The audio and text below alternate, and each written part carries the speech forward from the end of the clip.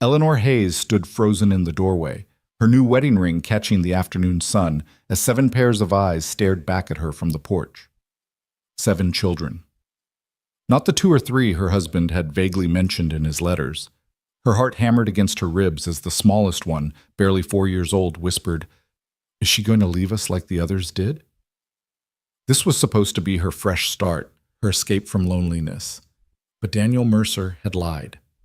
And now she had a choice that would define not just her future, but the lives of 7 innocent souls.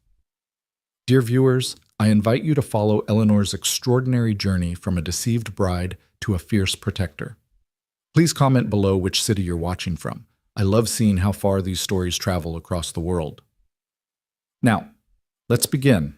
The Pennsylvania schoolhouse stood empty in the fading October light of 1883, its windows reflecting the orange glow of the nearby coal furnaces that dominated the skyline of Wilkes Barre. Eleanor Hayes remained at her desk long after her students had rushed home, their laughter echoing in the silence like ghosts of joy she couldn't quite grasp for herself. At 28, she had become what the townspeople whispered about, a spinster schoolmarm, married to her books and blackboard, destined to grow old alone in a world increasingly covered in coal dust. She traced her finger across the latest letter from her sister Charlotte in Boston. Another pregnancy announcement. Another reminder that life was passing her by while she conjugated verbs and taught arithmetic to children who would likely end up in the mines regardless of her efforts. The irony wasn't lost on her. She who loved children so deeply would never have any of her own. "Still here, Miss Hayes?" The voice startled her. Mr. Brennan, the school board superintendent, stood in the doorway, his expensive coat a stark contrast to the worn wooden frame. "Just finishing up some lesson plans," Eleanor replied, hastily folding Charlotte's letter. "You work too hard," he said, though his tone suggested this wasn't necessarily a compliment. "A woman your age should have other pursuits." Eleanor's jaw tightened. "My pursuit is education, Mr. Brennan." "Of course." He paused, his eyes roaming over her in a way that made her skin crawl. "Though I wonder if you might be more comfortable with different arrangements. My wife could use a companion, and the pay would be considerably better than what the school board offers." The implication hung in the air like smoke from the furnaces. Companion to his wife, or something else entirely? Eleanor had heard the rumors about Mr. Brennan and his household arrangements. "I'm perfectly content with my position, thank you," she said firmly, gathering her papers. "Think about it," he called after her as she brushed past him.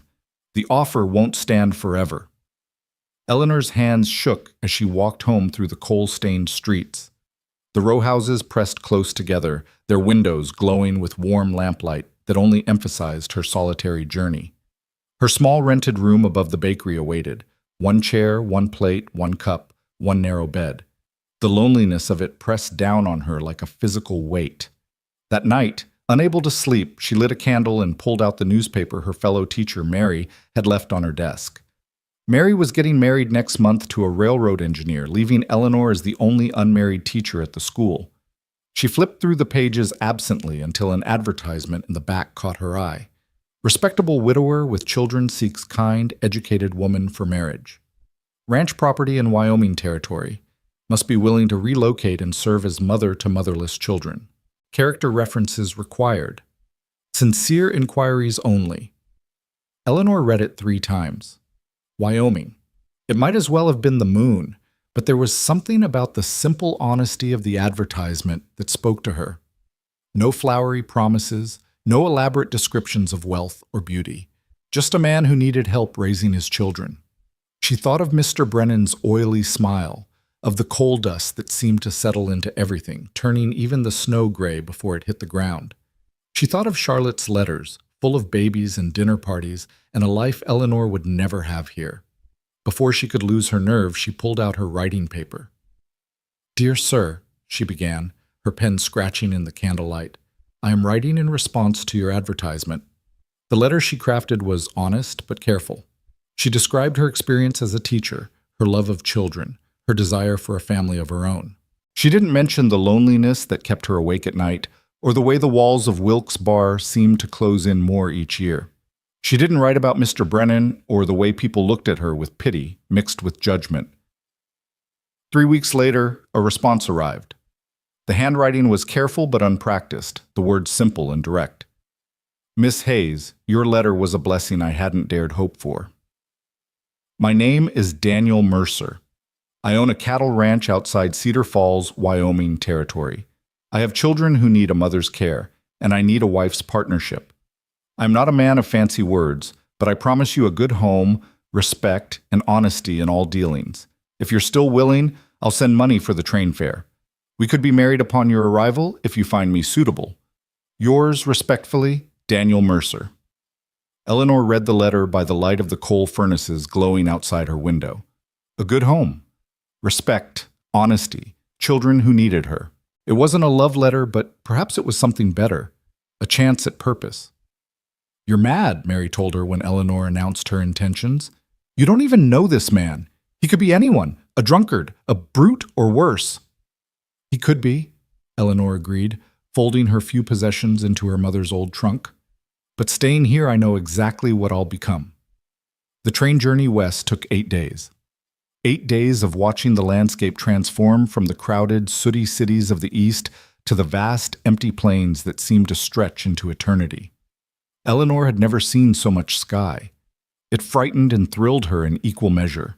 She shared a car with other women making similar journeys, some to join husbands who'd gone ahead to stake claims, others, like her, mail-order brides heading toward uncertain futures. There was a camaraderie among them, born of shared risk and desperate hope. My Henry sent me a photograph, said Agnes, a young woman from New Jersey, pulling out a worn daguerreotype. Handsome, isn't he? Eleanor nodded politely, though privately she thought Henry looked stern and unforgiving. Daniel hadn't sent a photograph, and she hadn't asked for one. Appearances, she'd learned, could be deceiving in either direction. What about your intended? Agnes asked. What's he like? He has children who need a mother, Eleanor said simply. That's what matters. Agnes gave her a pitying look but said nothing more. As the train carried her further west, Eleanor found herself writing letters she'd never send. Letters to Charlotte explaining why she'd left without saying goodbye. Letters to her dead parents, asking for their blessing. Letters to the future children she was traveling to meet, promising to love them as her own. The landscape outside her window grew increasingly wild. Mountains rose like white-capped waves frozen against the sky. Valleys stretched green and gold in the autumn light. Antelope raced alongside the train, and Eleanor saw her first buffalo, massive, ancient-looking creatures that seemed to belong to another age entirely. On the 6th day, a woman named Ruth, traveling to join her sister in California, fell ill with fever.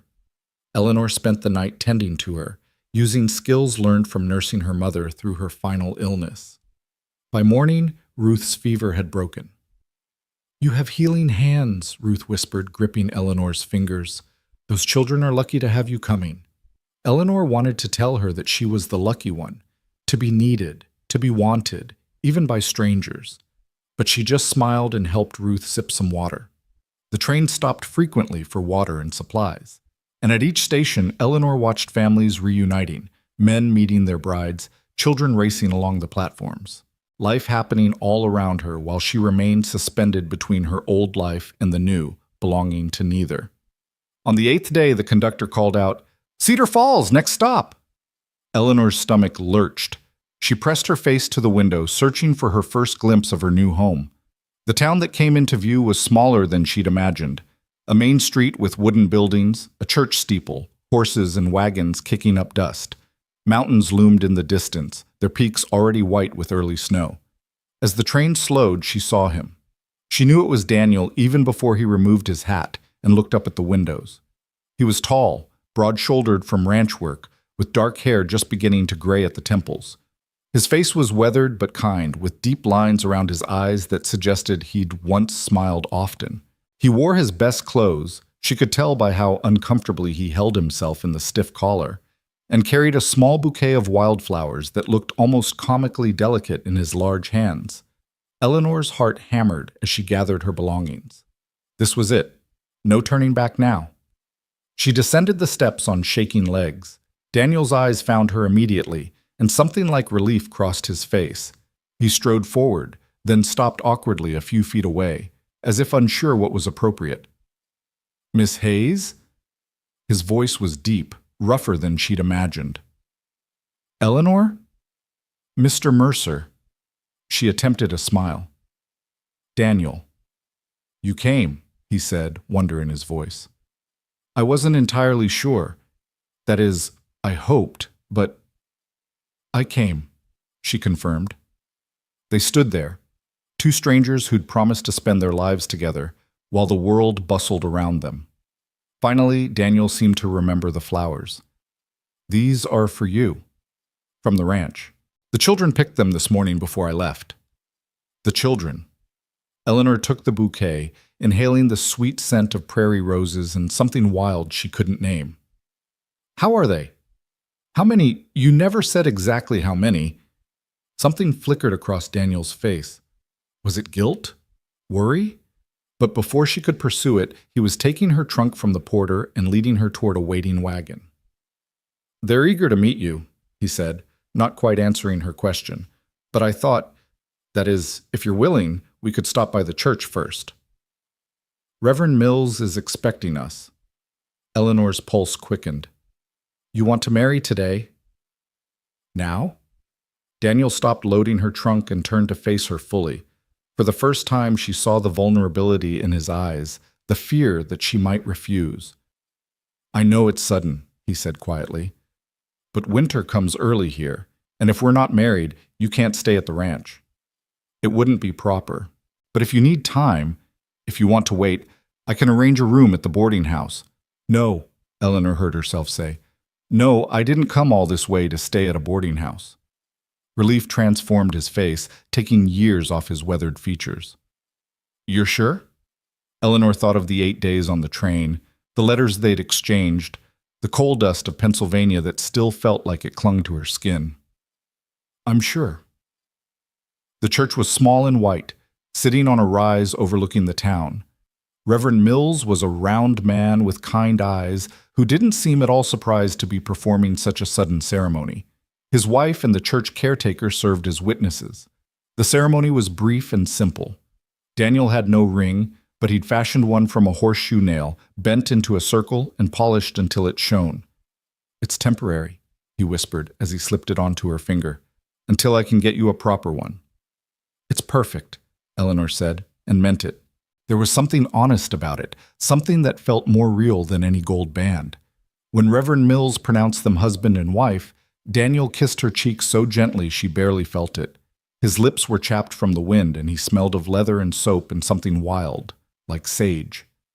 They signed the register, Eleanor Hayes becoming Eleanor Mercer with a few strokes of a pen, and then they were walking back into the bright afternoon sun, married strangers about to begin their life together.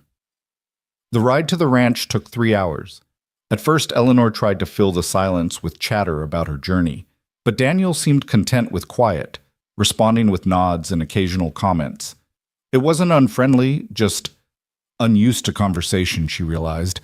How long had he been without adult company? The landscape that unfolded around them was breathtaking.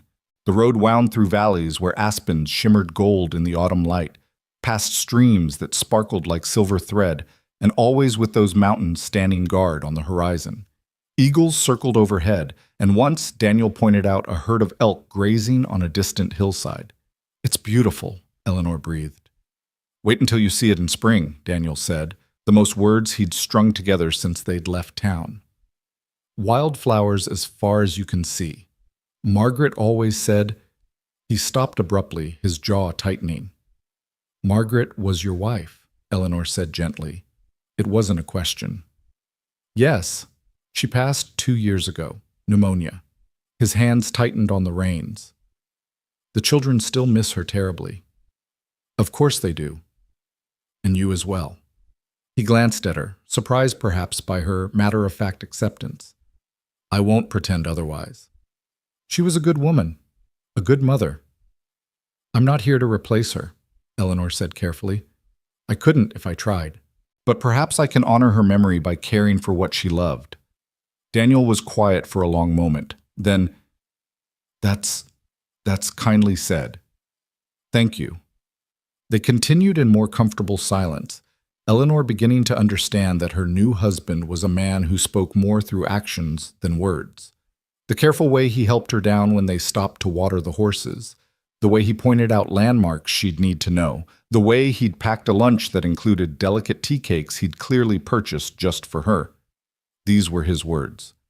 As the sun began to sink toward the mountains, painting the sky in shades of rose and gold, Daniel turned the wagon up a long drive bordered by cottonwood trees.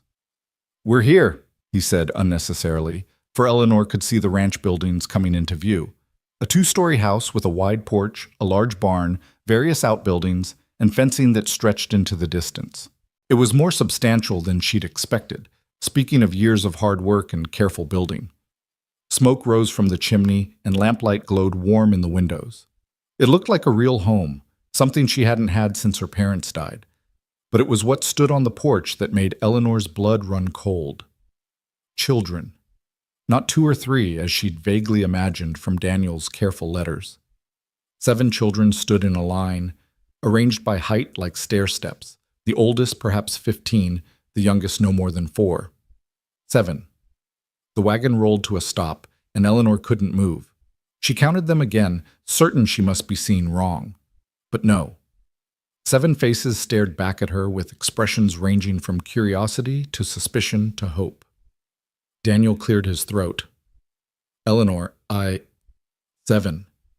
The word came out as barely a whisper. "You have 7 children."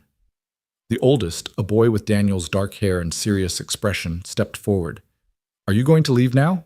he asked bluntly. "The last one did, when she saw us all." "Thomas!" Daniel's voice was sharp. "Mind your manners." But Thomas didn't back down. His eyes, so like his father's, stayed fixed on Eleanor. "It's a fair question, Pa. Better to know now than after we get attached." The smallest child, a girl with tangled blonde curls, broke from the line and ran to grab Daniel's leg as he climbed down from the wagon. "Papa, is she our new mama? She's pretty." "Hush, Lily," said an older girl, perhaps 12, pulling the little one back. But her own eyes were wide with a hope that broke Eleanor's heart, even through her shock.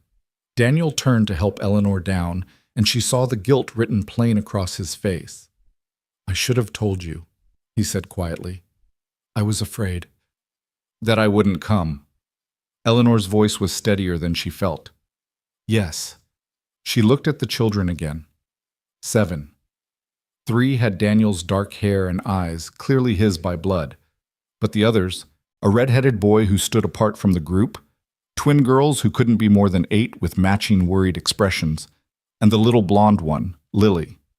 "Are they all yours?" she asked, though she suspected the answer. "Thomas, Grace, and Samuel are mine and Margaret's," Daniel said, indicating the oldest boy, the 12-year-old girl, and a sturdy boy of about 10. "The others, Margaret and I, we couldn't turn them away."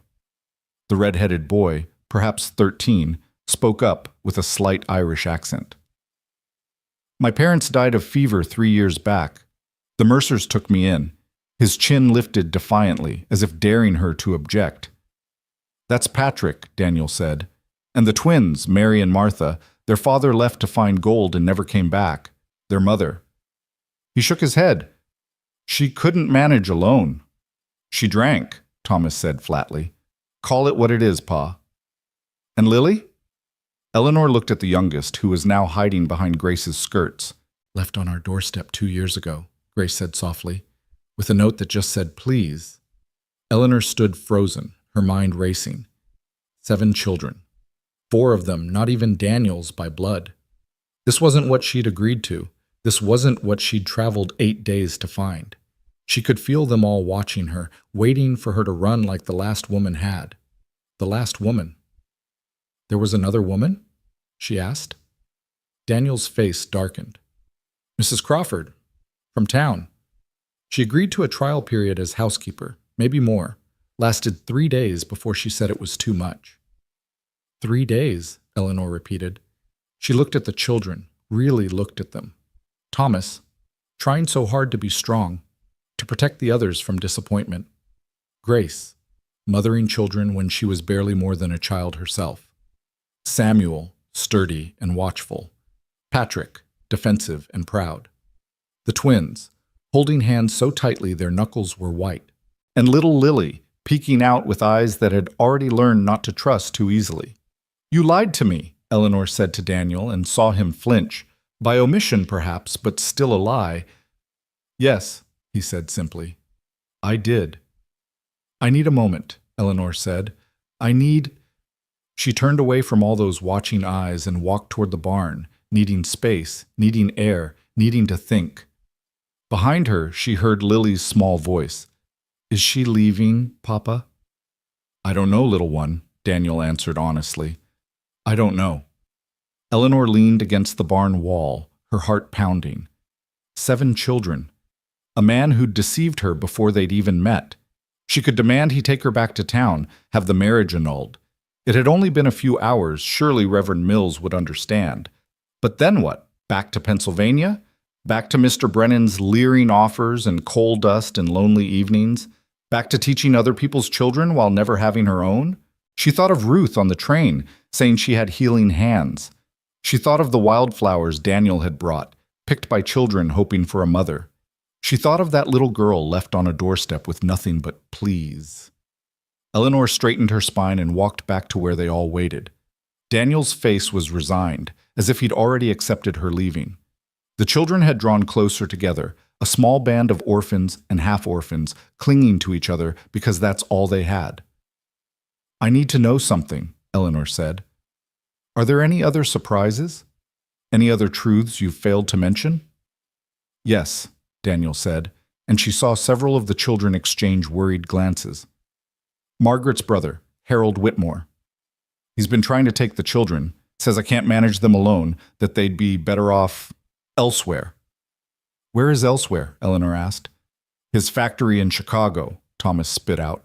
"He wants free labor." "Thomas," Daniel warned, but didn't contradict him. Eleanor felt something cold settle in her stomach. "He wants to take them all?" "Just the ones not mine by blood," Daniel said. "Says I have no legal claim. He's got lawyers. I've been fighting it, but without a wife, without a proper mother for them." "That's why you advertised," Eleanor said, understanding flooding through her. "Not just for help, but to keep them." "Would you have come if I told you that in a letter?" Daniel asked. "Would you have come knowing you'd be walking into a fight, 7 children, and a ranch that barely keeps us fed some months?" Eleanor looked at him, then at each of the children. They were all thin, she realized, clean and cared for, but thin. Their clothes were patched but neat. They were loved, that was clear, but life here was hard. "I need to know one more thing," she said. "Do you want me here? Really want me? Or am I just a convenient solution to your problems?" It was Grace who answered, stepping forward with tears streaming down her face.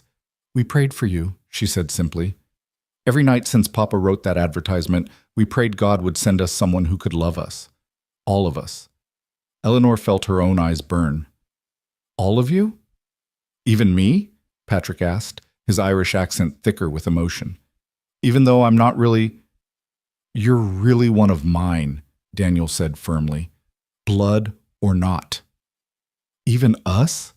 one of the twins whispered. "Even Lily?" the little one asked, stepping out from behind Grace's skirts. Eleanor knelt down, her decision made not by her head, but by something deeper, something that recognized need when she saw it. "Especially Lily," she said, opening her arms. The little girl flew into them, and suddenly Eleanor was surrounded by children. Even Thomas, trying so hard to be grown, had tears on his face as he awkwardly patted her shoulder. Daniel stood apart, watching with an expression she couldn't read. "I'm staying," Eleanor said over the children's heads. "But there will be conditions." "Name them," Daniel said quickly. "No more lies, ever, about anything." "Agreed." "I'm their mother now." "All of them. That means my word carries weight in this house." "Of course. And we fight for them. All of them. Whatever it takes to keep Harold Whitmore away." For the first time since she'd arrived, Daniel smiled. It transformed his face, showing her the man he must have been before grief and worry wore him down. "With everything I have," he promised. Then let's go inside, Eleanor said, standing with Lily still clinging to her. It's getting cold, and I want to see my new home. Our home, Grace corrected shyly. Our home, Eleanor agreed. As they walked toward the house, Thomas fell into step beside her. You're not what I expected, he said quietly. What did you expect? Someone who'd run, he admitted, or someone who'd pretend to care until Harold's threat passed. And now? Thomas was quiet for a moment. Now I think maybe our prayers were answered after all. The house was warm and clean, though Eleanor could see the signs of children trying to manage without proper supervision. Dishes not quite clean enough, floors swept but not mopped, laundry done but not well. Grace had prepared dinner, a simple stew that was more water than meat, bread that was slightly burned on the bottom. They all watched anxiously as Eleanor took her first bite. It's good, she said, and meant it. It was made with love and effort, and that mattered more than perfection. Grace, you've done wonderfully keeping everyone fed. The girl blushed with pleasure. Mama taught me before I try to remember everything. Tell me about her, Eleanor said, and felt the room relax. Tell me about your mother. And they did. Over that simple meal, the walls began to come down. They told her about Margaret's garden, now gone to weeds, her quilting frame in the attic, how she sang while she worked and told stories at bedtime, how she'd taken in Patrick, the twins, and Lily without hesitation, despite barely having enough for her own children. She sounds wonderful, Eleanor said honestly. I hope I can be half the mother she was. You're different, Samuel said thoughtfully. He'd been quiet most of the evening, observing. But maybe different is okay. After dinner, Eleanor helped Grace with the dishes while Daniel got the younger children ready for bed. She could hear him upstairs, his deep voice gentle as he responded to their questions and requests. He tries, Grace said quietly, following Eleanor's gaze to the ceiling. He works from dawn to past dusk, then comes in and tries to be both father and mother. It's killing him slowly. It won't kill him anymore, Eleanor said firmly. He has help now. Grace studied her. You really mean to stay, don't you? Even knowing about Uncle Harold? Tell me more about Harold, Eleanor said. Grace's face darkened. He never approved of Mama. Said she was too soft, taking in strays. When she died, he said Papa had gone mad with grief, that the ranch would fail, that the children would be better off with him. In his factory. He owns 3 factories. Children work cheaper than adults. Grace's voice was bitter. Papa showed us the letters from his lawyers. Uncle Harold would provide for our education and welfare. Education being learning to work machines, welfare being a cot in a dormitory, and 2 meals a day. Eleanor's hand stilled on the dish she was drying. Over my dead body, she said quietly. Grace looked at her with something like hope. You'll fight him? With everything I have, Eleanor promised. But first, we need to make this ranch successful enough that no judge would consider his claim. And that means all of us working together. When Daniel came back downstairs, Eleanor was examining the household ledgers Grace had shyly produced. We're barely making ends meet, Eleanor observed. Daniel's jaw tightened. I know. The cattle prices have been down, and without Margaret to manage the household while I worked. You need help. Real help. Not just with the children, but with the ranch work. Can't afford hired hands. Eleanor thought for a moment. Thomas is old enough to help more. So is Patrick. And I'm stronger than I look. Daniel stared at her. You want to do ranch work? I want to do whatever it takes to keep this family together and Harold Whitmore at bay, Eleanor said. Pride is a luxury we can't afford. That night, Eleanor lay in the bed that had been Margaret's, wearing a nightgown that had been Margaret's, in a room still filled with Margaret's presence. Daniel had offered to sleep in the barn, but she'd insisted he take his own room down the hall. They were married in law, but strangers in truth, time enough to figure out what their marriage would become. She could hear the house settling around her, the creak of old wood, the whisper of wind through the cottonwoods outside. Down the hall, she heard one of the twins crying softly, and Grace's gentle voice soothing her. Further away, Thomas and Patrick argued quietly about something before Daniel's deeper voice settled them. A family. A broken, patched-together, complicated family, but a family nonetheless, and now hers to protect. Eleanor thought of the schoolhouse in Pennsylvania, of her empty room above the bakery, of Mr. Brennan's oily suggestions. She'd come west seeking purpose, seeking belonging. She'd found both, though not in the way she'd expected. Tomorrow would bring challenges. Harold Whitmore and his lawyers. Ranch work she knew nothing about. 7 children who needed not just care, but healing. A husband she'd have to learn to know and perhaps, in time, to love. But tonight, listening to the sounds of her new family settling into sleep, Eleanor felt something she hadn't experienced in years. Hope. Not the desperate hope that had driven her west, but something stronger, more solid. The hope that comes from being needed, from having purpose, from knowing that tomorrow's struggles will be shared. A scratching at her door interrupted her thoughts. "Mrs. Mercer?" Lily's small voice whispered. Eleanor sat up. "Come in, sweetheart." The little girl padded in, dragging a worn blanket. "I had a bad dream." Without hesitation, Eleanor lifted the covers. "Come here." Lily climbed into bed and curled against Eleanor's side like a little cat seeking warmth. "You smell different than Mama Margaret," she observed. "Is that okay?" Lily thought about it. "Yes, Mama Margaret smelled like roses. You smell like the wind on the train." "Like adventure?" Eleanor suggested. "Like new things," Lily agreed. "I like new things sometimes." Within minutes, the child was asleep, her small hand clutching Eleanor's nightgown. Eleanor lay awake longer, feeling the weight of this small trust, this first bond. She'd been deceived, yes. Daniel had hidden the truth about the number of children, about their origins, about Harold's threat. But looking back, would she have come if she'd known? Would she have been brave enough to take on this challenge if it had been laid out plainly in a letter? Perhaps Daniel's deception had been a strange kind of gift, forcing her to confront her own courage only after it was too late to run. And she could run still. The marriage was hours old, unconsummated, easily annulled. But Lily's warm weight against her side, the sound of the other children sleeping safely down the hall, Daniel's exhausted footsteps finally heading to his own bed. These anchored her more surely than any vow. In the morning, she'd begin the real work, learning to be a mother to 7 children, learning to be a wife to a grieving widower, learning to run a household that was barely surviving, learning to fight a wealthy man who saw these precious children as nothing more than free labor. But tonight, she simply held Lily closer and listened to the Wyoming wind singing through the cottonwoods, carrying away the last traces of coal dust and loneliness, leaving room for something new to grow. Eleanor woke to the sound of arguing downstairs, Lily still curled against her side like a warm kitten.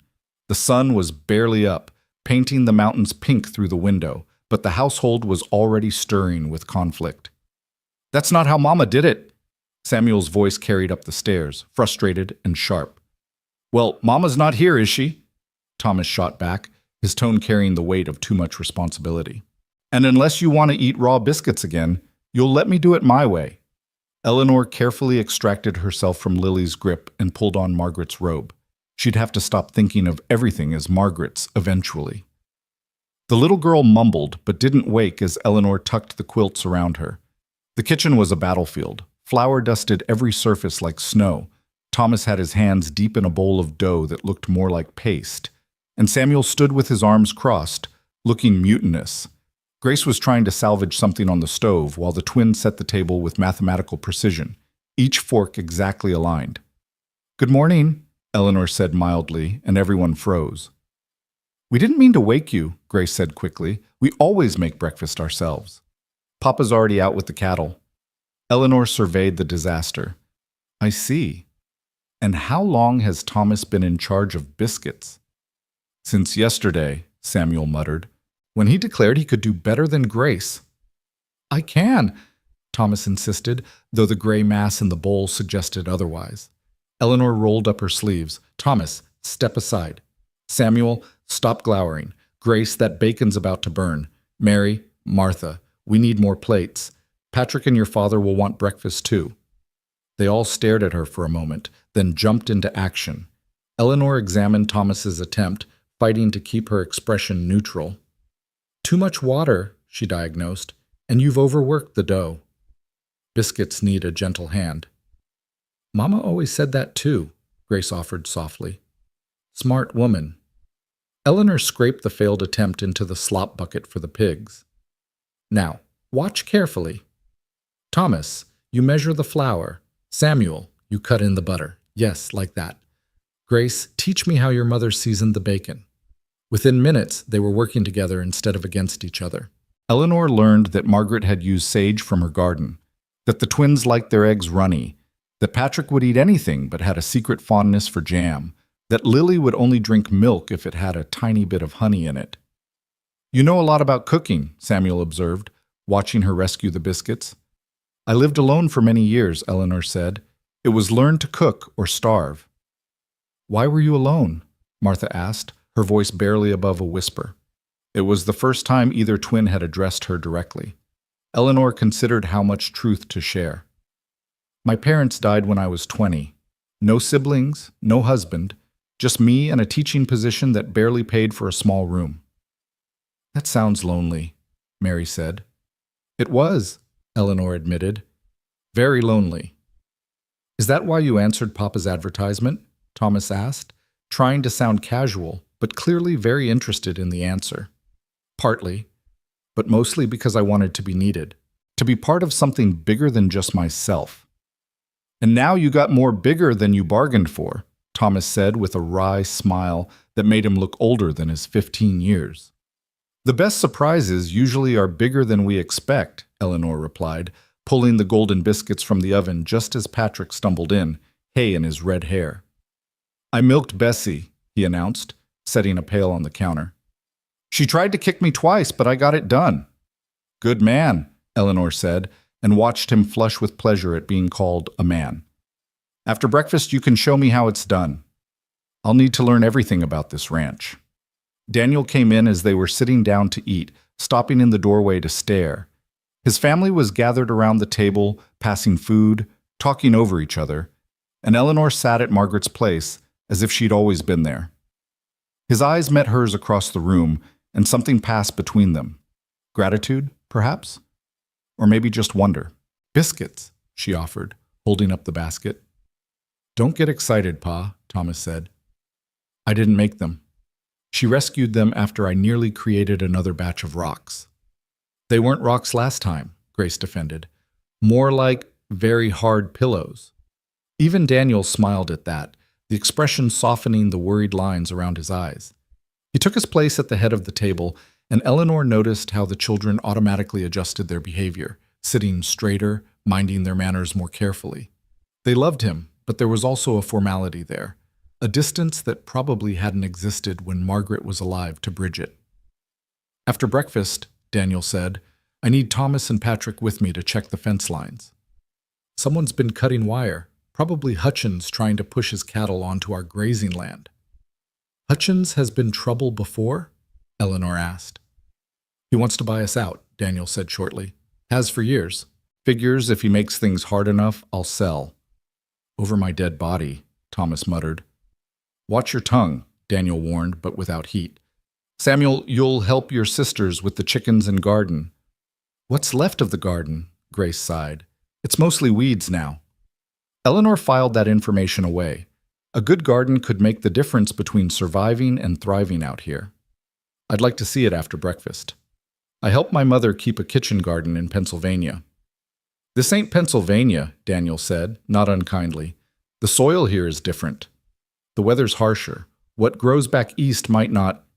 Then I'll learn what does grow, Eleanor interrupted gently. We need that garden, Daniel.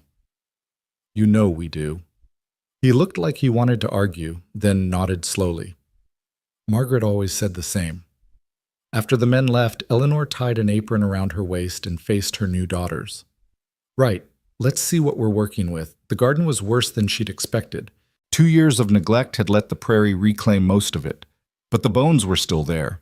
Raised beds Margaret had carefully built, a fence to keep out rabbits, poles for climbing beans. Mama loved this garden, Lily said solemnly, having woken and attached herself to Eleanor's skirts. She sang to the plants. Did she now? Eleanor knelt to examine the soil. Still good, just choked with weeds. What did she sing? Hymns mostly, Grace said, and sometimes Irish songs Patrick's mother taught her. Eleanor looked up at that. Patrick's mother? They were friends, Samuel explained, before the fever. That's why Mama took Patrick in. She promised his ma she would.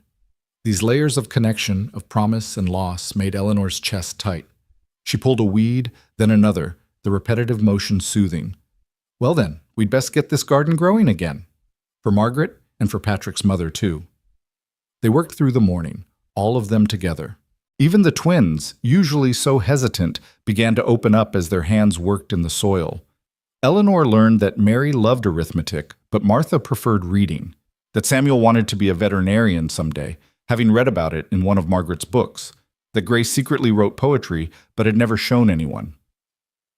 Would you show me sometime? Eleanor asked carefully, not pushing.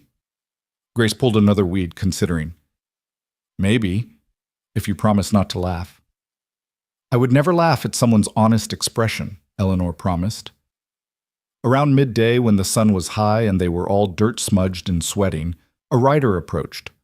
Eleanor straightened, shading her eyes. The man was well-dressed, too well-dressed for ranch work, and something about his bearing set her teeth on edge.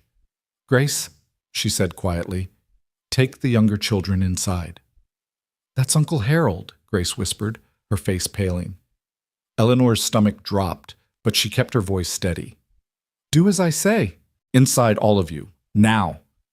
The children scattered like frightened rabbits, all except Grace, who hesitated. He's mean, Mrs. Eleanor. He says things. I've dealt with mean men before, Eleanor said, squeezing the girl's shoulder. Go on. Harold Whitmore dismounted with the air of a man who owned everything he surveyed. He was perhaps 40, well-fed where Daniel was lean, soft where Daniel was hard. His clothes probably cost more than the ranch made in a month, and his boots had never seen real work. You must be the new Mrs. Mercer, he said, not bothering with pleasantries. I heard my brother-in-law found himself another woman. My husband found himself a wife, Eleanor corrected, emphasizing the word husband. And you are?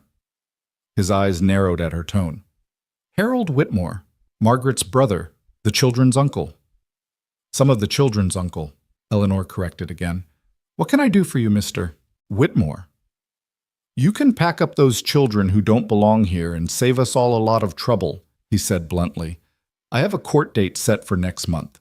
Judge Morrison is sympathetic to my cause. Those children need proper care, proper education, proper opportunities. They have all of that here. Harold laughed, an ugly sound. Do they? Look around you, Mrs. Mercer. This ranch is failing. Those children are one bad winter away from starvation. I can provide them with steady work, clean beds, regular meals.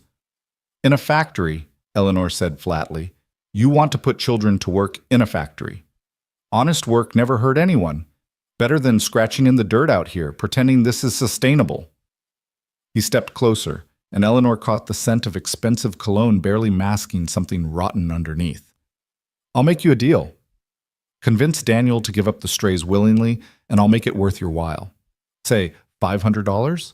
That would go a long way toward fixing up this place for his real children. Eleanor felt rage rise in her throat like bile. Those children are all real, Mr. Whitmore. Every single one of them. Sentiment doesn't put food on the table. Neither does working children 12 hours a day for pennies, Eleanor shot back. I know what happens in those factories. I've seen the children who come out of them, if they come out at all. Harold's face darkened. You've been here less than a day. You don't know us. I know enough, Eleanor interrupted. I know a man who sees children as property when I meet one. I know someone who values money over family, and I know you'll have to go through me to get to any of those children. You think you're tough? Harold sneered. Margaret thought she was tough too. Look how that ended. The implication hung in the air like a threat. Eleanor stepped forward, her chin raised. Are you suggesting something about Margaret's death? Pneumonia's a terrible thing, Harold said with false sympathy. Comes on so sudden sometimes, especially when someone's worn down, exhausted, trying to do too much. He looked meaningfully at the garden, the house, the vast ranch stretching beyond. Would be a shame if history repeated itself. Before Eleanor could respond, Daniel's voice cut across the yard like a whip. Get off my land, Harold! He was riding in fast with Thomas and Patrick, and Eleanor had never been so glad to see anyone. Daniel dismounted before his horse had fully stopped, putting himself between Eleanor and Harold. Just having a friendly chat with your new bride, Harold said smoothly, explaining the situation. The situation is that you're trespassing, Daniel said, his hand moving to rest on the gun at his hip, and threatening my wife. I made no threats, just observations. Harold moved toward his horse. 1 month, Daniel. Judge Morrison expects you in court in 1 month. Better start saying your goodbyes to the extra mouths you've been feeding. He mounted and looked down at them with contempt. $500, Mrs. Mercer. The offer stands, though it might go down if you wait too long. After he rode off, Daniel turned to Eleanor, his face tight with worry. Are you all right? Did he? He offered me money to convince you to give up the children, Eleanor said steadily. $500. Daniel's face went white. Eleanor, if you think for one moment that I would even consider— No! Daniel grabbed her shoulders, then seemed to realize what he was doing and let go quickly. No, I don't think that. Most people would. $500 is more than the ranch makes in a good year.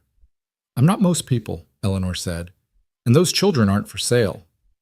Thomas and Patrick had stayed mounted, watching, but now Thomas spoke up.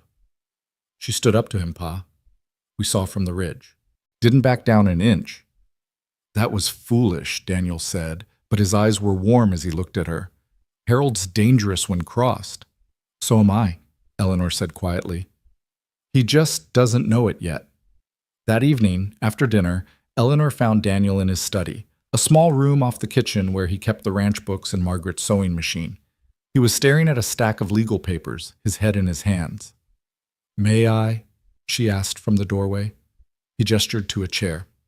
It doesn't look good. Harold has lawyers from Chicago. He's claiming I'm an unfit guardian, that the ranch is failing, that the children would be better served in his care. Eleanor picked up one of the papers, scanning it. The legal language was dense, but the meaning was clear. Harold was building a case that Daniel couldn't provide for the children. What does he need to prove? She asked. That's just it. He doesn't need to prove much.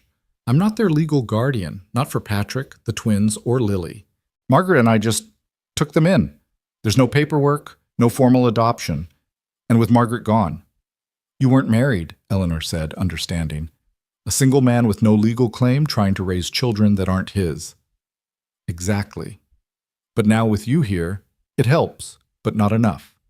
Not with a judge who's already sympathetic to Harold. Eleanor set down the papers, thinking. We need to make the ranch profitable, visibly, undeniably profitable. And we need those children to choose us publicly in front of the judge. Eleanor, they're children. Their choice won't matter. It might, if they can articulate why they want to stay, if they can show they're well cared for, educated, loved. Judges are human too. Daniel leaned back in his chair, and for the first time Eleanor saw how truly exhausted he was.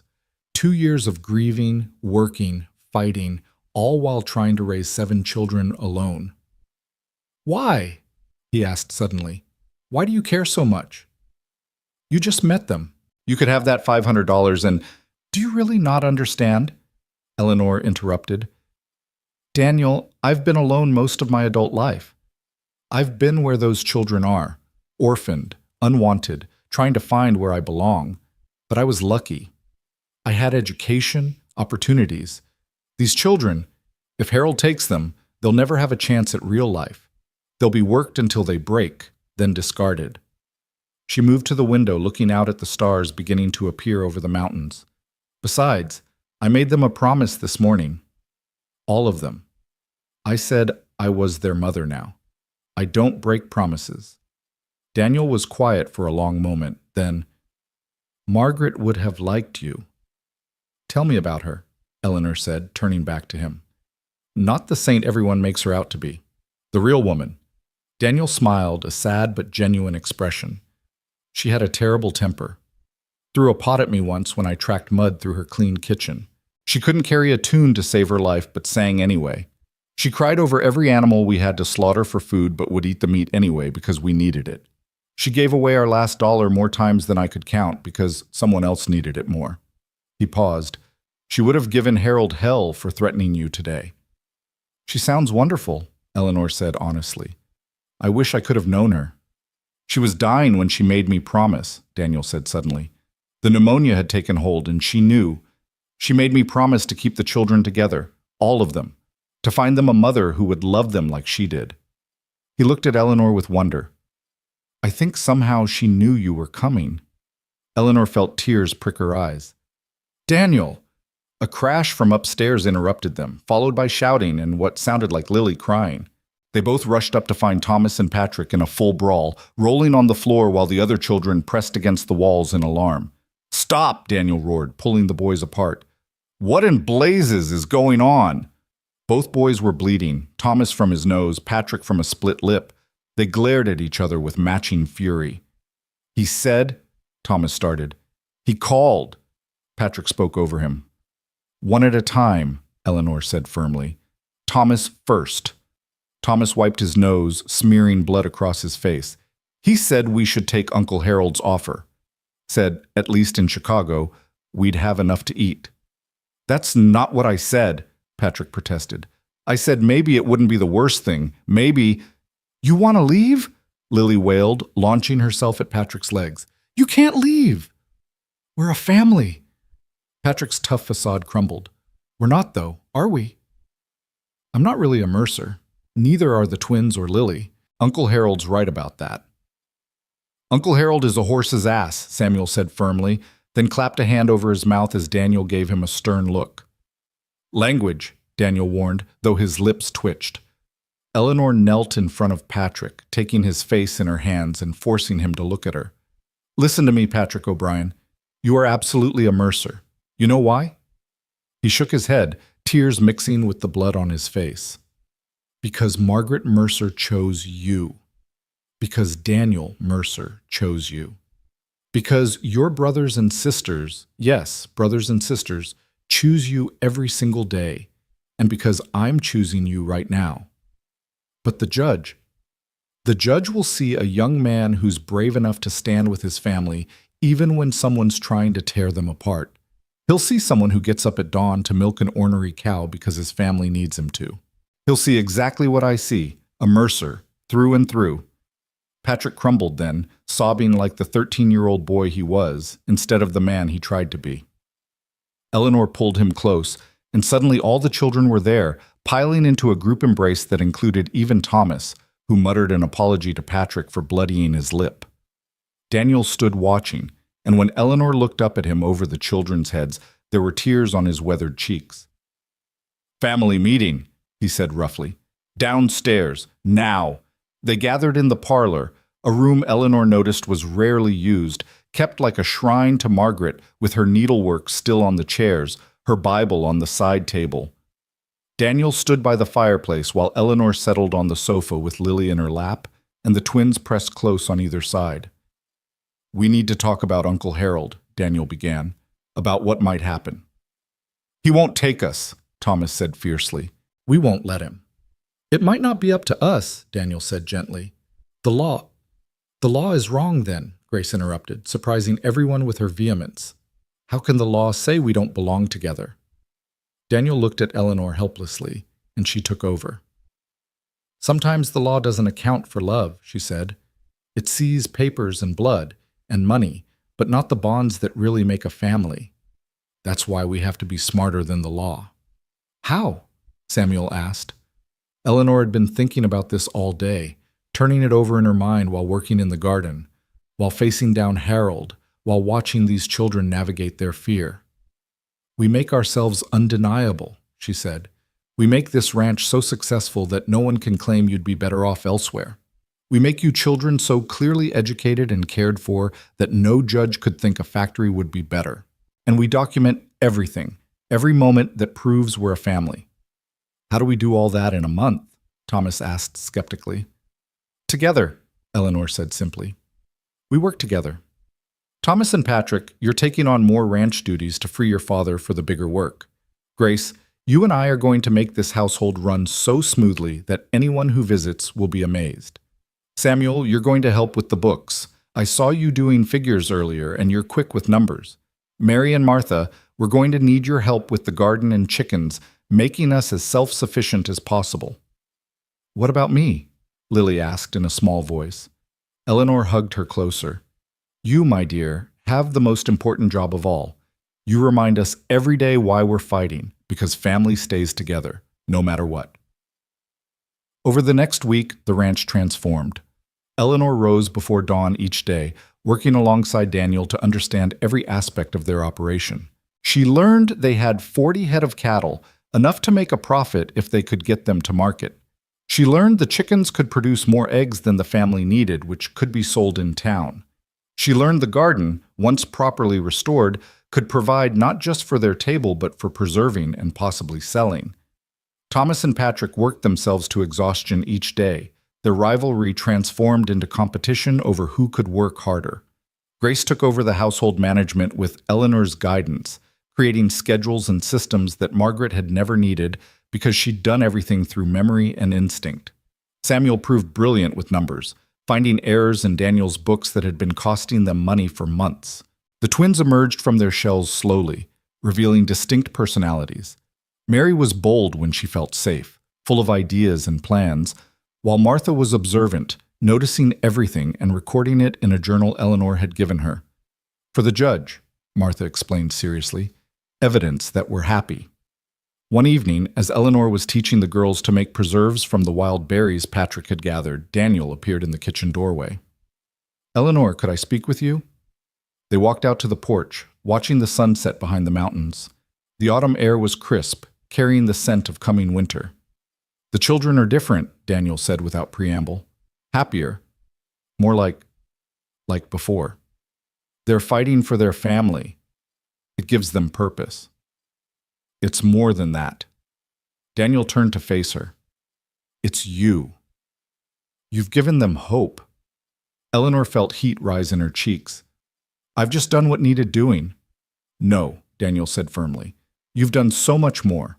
Eleanor, I need to say something, and I need you to let me finish. She nodded, suddenly nervous. I deceived you. I brought you here under false pretenses, and you had every right to leave, to take that annulment and go back to Pennsylvania or anywhere else. But you stayed. You stayed, and you've treated my children, all our children, like they were yours from birth.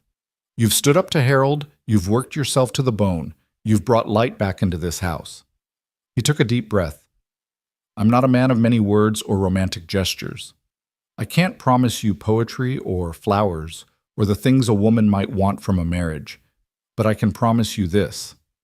I will spend every day trying to be worthy of what you've given us. And if you ever wanted this marriage to be more than just an arrangement, Eleanor's heart pounded. She thought of the nights she'd lain awake in Margaret's bed, listening to Daniel pace his room, both of them alone in their separate griefs and fears. She thought of the way his face lit up when he watched her with the children, the gentle strength in his hands when he helped her down from a wagon, the quiet appreciation in his eyes when she managed another small miracle with their limited resources. Daniel, she said softly, this marriage is already more than an arrangement. We're partners, we're friends, the rest, maybe it will come with time. He reached out slowly, giving her time to pull away, and took her hand. His palm was rough from work, warm and steady. I'd like that, he said simply. Margaret told me once that the best love grows slowly, like a garden, seeds planted in friendship and trust. She was a wise woman, Eleanor murmured, very aware of his thumb stroking across her knuckles. She would have wanted this, Daniel said, not just for the children, but for us. She wouldn't want me to be alone forever. And she certainly wouldn't want you to be just a solution to a problem. I'm not, Eleanor assured him. Not anymore. A whoop from inside broke the moment, Thomas's voice raised in triumph over something. Daniel squeezed her hand once more before letting go. We should see what they're up to, he said, but he was smiling. They found all 7 children crowded around the kitchen table where Samuel had spread out papers covered with calculations. "We can do it," he announced excitedly. "If we sell half the cattle now, before winter feed costs, and if the garden produces what Mrs. Eleanor thinks it will, and if we sell eggs and preserves in town, we'll show a profit. A real profit." "Enough to convince a judge?" Thomas asked.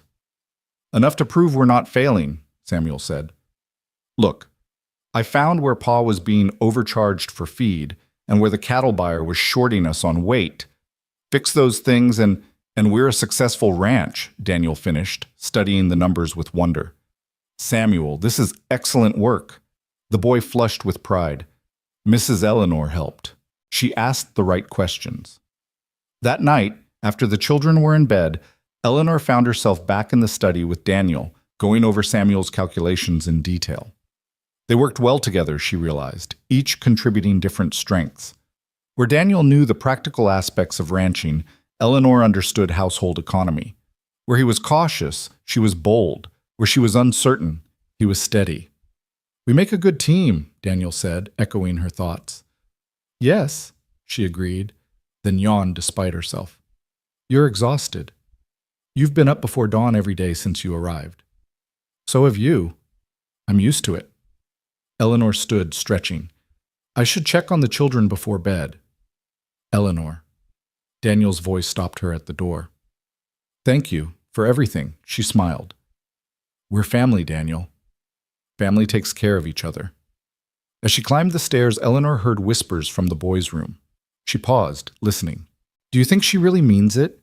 Patrick's voice, uncertain in the darkness. "About us being real Mercers?" "She means it," Thomas answered firmly. "You didn't see her face when Uncle Harold offered her that money. She looked like she wanted to shoot him." "Ma would have actually shot him," Samuel added, and they all chuckled. "Mrs. Eleanor's different than Ma," Thomas said thoughtfully. "But maybe that's okay. Maybe we needed different." Eleanor moved on to the girls' room where she found Grace sitting up by candlelight, writing. "Poetry?" Eleanor asked softly. Grace nodded, covering the page shyly. "About today. About all of us working together. I want to remember it." "May I?" Eleanor asked, gesturing to the bed. Grace nodded, and Eleanor sat beside her. "Are you happy, Grace?" "Honestly?" The girl considered. "I miss Mama every day, but I'm not as sad as I was. Is that wrong?" "No, sweetheart. Your mother would want you to be happy. She'd want all of you to move forward, to live fully." "I was so scared when you arrived," Grace admitted. "Scared you'd try to replace her, or that you'd be mean, or that you'd leave like Mrs. Crawford did." "I'm not going anywhere," Eleanor promised, "no matter what happens with the judge." "Even if we lose?" Eleanor pulled the girl close. "We won't lose. But even if we did, even if the worst happened, I would fight to get you all back, every single one of you." Grace leaned into her, and Eleanor felt the girl's tears on her shoulder. "I love you," Grace whispered, so quietly Eleanor almost missed it. "I love you too," Eleanor whispered back, her own eyes burning. Later, in her room, she was beginning to think of it as hers rather than Margaret's. Eleanor sat at the small writing desk and pulled out paper. She had letters to write, people to contact. If Harold wanted a legal battle, she'd give him one. The first letter was to her old friend from Teachers College, now married to a lawyer in Denver. The second was to the newspaper in Cheyenne, suggesting they might be interested in a story about a ranch family fighting to stay together. The third was to Reverend Mills, asking him to write a character reference. As she wrote, she heard footsteps in the hall, then a soft knock. "Come in," she called. Daniel entered, looking uncomfortable. "I saw your light. I wanted to... That is, I thought." He held out a small box. This was Margaret's. "I thought you should have it." Eleanor opened the box to find a simple gold wedding band, worn smooth with years of wear. "It was her mother's before it was hers," Daniel explained. "I know you have the nail ring, and if you prefer that..." "It's beautiful," Eleanor interrupted, slipping off the nail ring and trying on the gold band. It fit perfectly. "Are you sure?" "She would want you to have it. You're the mother of her children now, all of them. Eleanor stood and reached up to kiss his cheek.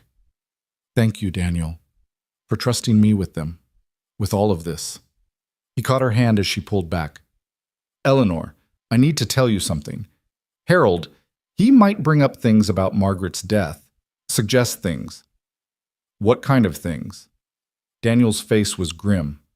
She was worn down when she got sick. We'd had a hard winter, supplies were low, and she gave most of her food to the children. Harold knew about it. He visited just before she fell ill. He said terrible things about the children, about our choices. Margaret was so upset she made herself sick with worry, and when the pneumonia came, You think he contributed to her death, Eleanor said, understanding. I think he broke her spirit when her body was already weak, and now he wants to profit from it by taking the children she died protecting. Eleanor's jaw set. Over my dead body. That's what I'm afraid of, Daniel said quietly. Eleanor, if things get too dangerous, if Harold threatens you directly, then he'll learn that Pennsylvania school teachers are made of sterner stuff than he imagines, Eleanor said firmly. Daniel, I'm not Margaret. I'm not delicate or gentle or worn down. I'm stubborn and fierce, and I've been fighting my whole life just to survive. Harold Whitmore doesn't scare me. Daniel studied her face in the lamplight. No, I don't believe he does. God help him. Eleanor smiled. Now, go to bed. Tomorrow we start preparing for war. The next morning brought an unexpected visitor. Eleanor was teaching the younger children their letters at the kitchen table when she heard horses approaching, multiple horses moving fast. Daniel was out with the older boys checking the cattle, leaving her alone with the girls and Lily. Stay here, she told them, grabbing the shotgun from above the door. Daniel had taught her to shoot just yesterday, and though she prayed she wouldn't need it, the weight of it in her hands was reassuring. But the man who dismounted was no threat. He was elderly, well-dressed, but in practical clothes rather than Harold's ostentatious style, with sharp blue eyes that missed nothing. Two younger men remained mounted behind him. Mrs. Mercer. He removed his hat politely. I'm Judge Morrison. I understand there's to be a hearing regarding the custody of several children in your care. Eleanor's heart sank. The judge himself, come to spy out the land before the hearing. She lowered the shotgun but didn't put it away entirely. Your Honor, I wasn't expecting you. I like to see situations for myself, he said mildly. May I come in? Eleanor had no choice but to step aside. Of course. Though my husband isn't here at present. It's you I wanted to meet, Judge Morrison said, entering the kitchen where the children sat frozen at the table. His gaze swept over them. Grace trying to look mature, the twins clinging to each other, Lily half hidden behind her slate. And these young ones? Girls, this is Judge Morrison, Eleanor said carefully. Grace, would you put on some coffee for our guest? Grace jumped up, grateful for something to do. The judge settled himself at the table, his presence filling the room despite his mild manner. You've been here less than 2 weeks, I understand, he said to Eleanor. Yes, Your Honor. And yet you've taken on the responsibility of 7 children, 4 of whom have no legal connection to your husband. They have every connection that matters, Eleanor said firmly. The judge's eyebrows rose. Oh? And what connections would those be? Before Eleanor could answer, Lily piped up from behind her slate. Love connections. Lily, hush, Grace whispered, but the judge smiled. Love connections, he repeated. Tell me about those, little one. Lily, never shy once she started talking, set down her slate. Papa loves us and Mrs. Eleanor loves us, and we love them and each other. That's more connections than fingers. She held up both hands to demonstrate. I see, the judge said gravely. And you're learning your letters. Mrs. Eleanor is teaching us. Look, Lily showed him her slate where she'd carefully written family in wobbly letters. That's our word today. Martha, usually silent around strangers, suddenly spoke. She teaches us different than the town teacher did. Better. How so? The judge asked. Martha looked at Eleanor for permission, then continued. She teaches us things we can use. How to figure the cost of feed, how to write letters for business, how to read contracts so no one can cheat us. Practical education, the judge mused. And what about you? He looked at Mary. What do you learn? Mary straightened. Everything. Mrs. Eleanor says girls need to know everything boys know, plus more, because the world's harder for girls. Is that so? The judge looked at Eleanor with interest. That's quite a progressive view. It's a realistic view, Eleanor said. These girls might need to support themselves someday. They should be prepared. Even if they work in factories, the judge asked pointedly. Eleanor met his gaze steadily. Especially then, so they can read their contracts, understand their wages, and know when they're being cheated. Judge Morrison studied her for a long moment, then pulled out a small notebook. Tell me, Mrs. Mercer, what do you know about Harold Whitmore's factories? The question surprised Eleanor. I know he employs children as young as 6. I know the working conditions are dangerous. I know 3 children died in his Chicago factory last year when a fire broke out and the doors were locked. The judge's expression didn't change, but something flickered in his eyes. You're well informed. I make it my business to know who wants my children, Eleanor said, then caught herself. That is, the children in our care. Your children, the judge repeated softly. You've been here less than 2 weeks and you call them yours. Time doesn't make a mother, Eleanor said. Choice does. And I choose them, every one of them, every day. Before the judge could respond, the door burst open and Thomas rushed in, followed closely by Patrick and Samuel. Mrs. Eleanor, Pa says. Thomas stopped short, seeing the judge. His face went pale. Boys, Eleanor said calmly, though her heart was racing. This is Judge Morrison. He's come to visit. Thomas recovered first, stepping forward like the man he was trying to be. Your Honor, I'm Thomas Mercer. The eldest, the judge noted. 15, correct? Yes, sir. Old enough to work, old enough to help run this ranch. Old enough for other work, too, the judge observed. Your uncle has positions available. My uncle, Thomas said with controlled fury, wants slaves, not workers, and we're not for sale. Thomas, Eleanor warned gently, but the judge held up a hand. Let the boy speak. You're not for sale, you say? No, sir. We're Mercers. All of us, blood or not. And Mercers stick together. Patrick stepped forward then, his Irish accent thicker with emotion. I've been in one of those factories, Your Honor, before my parents died, when Da couldn't find other work. I seen what happens to children there. Seen them lose fingers in machines, seen them coughing up blood from the lint in the air, seen them grow old at 10 years. That's not life. That's just slow death. The judge turned his sharp gaze on Patrick. You're the O'Brien boy. No blood relation to anyone here. Blood's not everything, Patrick said fiercely. My ma, she was friends with Mrs. Margaret. When she was dying, Mrs. Margaret held her hand and promised to care for me like her own. And she did. So did Mr. Daniel. And now Mrs. Eleanor does too. That makes me family more than blood ever could. Samuel, quiet until now, added, Uncle Harold visited Mama when she was sick. Told her she was killing us all with her foolish charity, said we'd be better off in his factories than starving here. She cried for 3 days after he left. Then she got the pneumonia.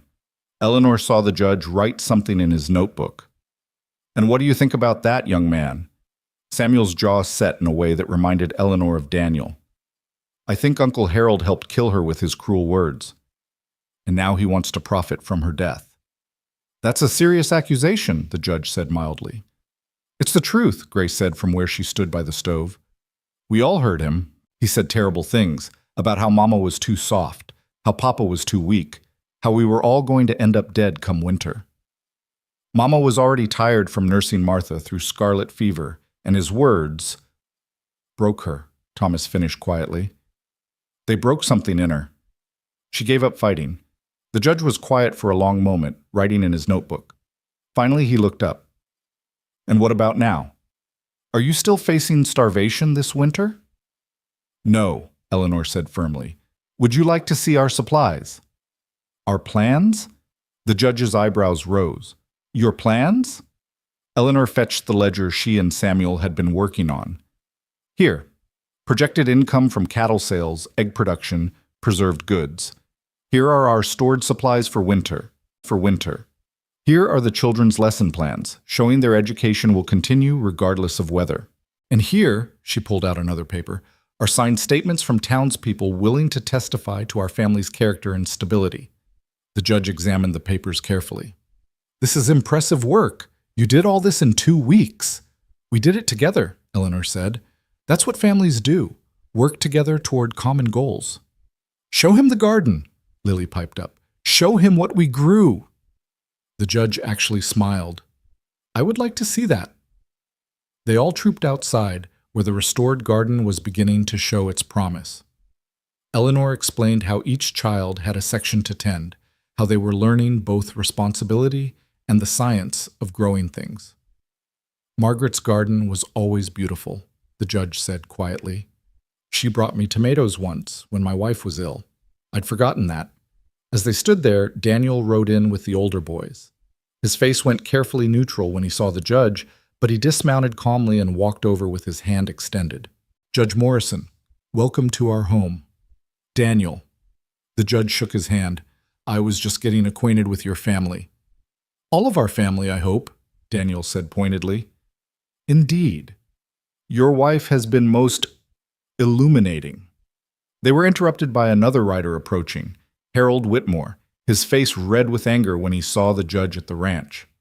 Your Honor, Harold called out as he dismounted. I heard you were here.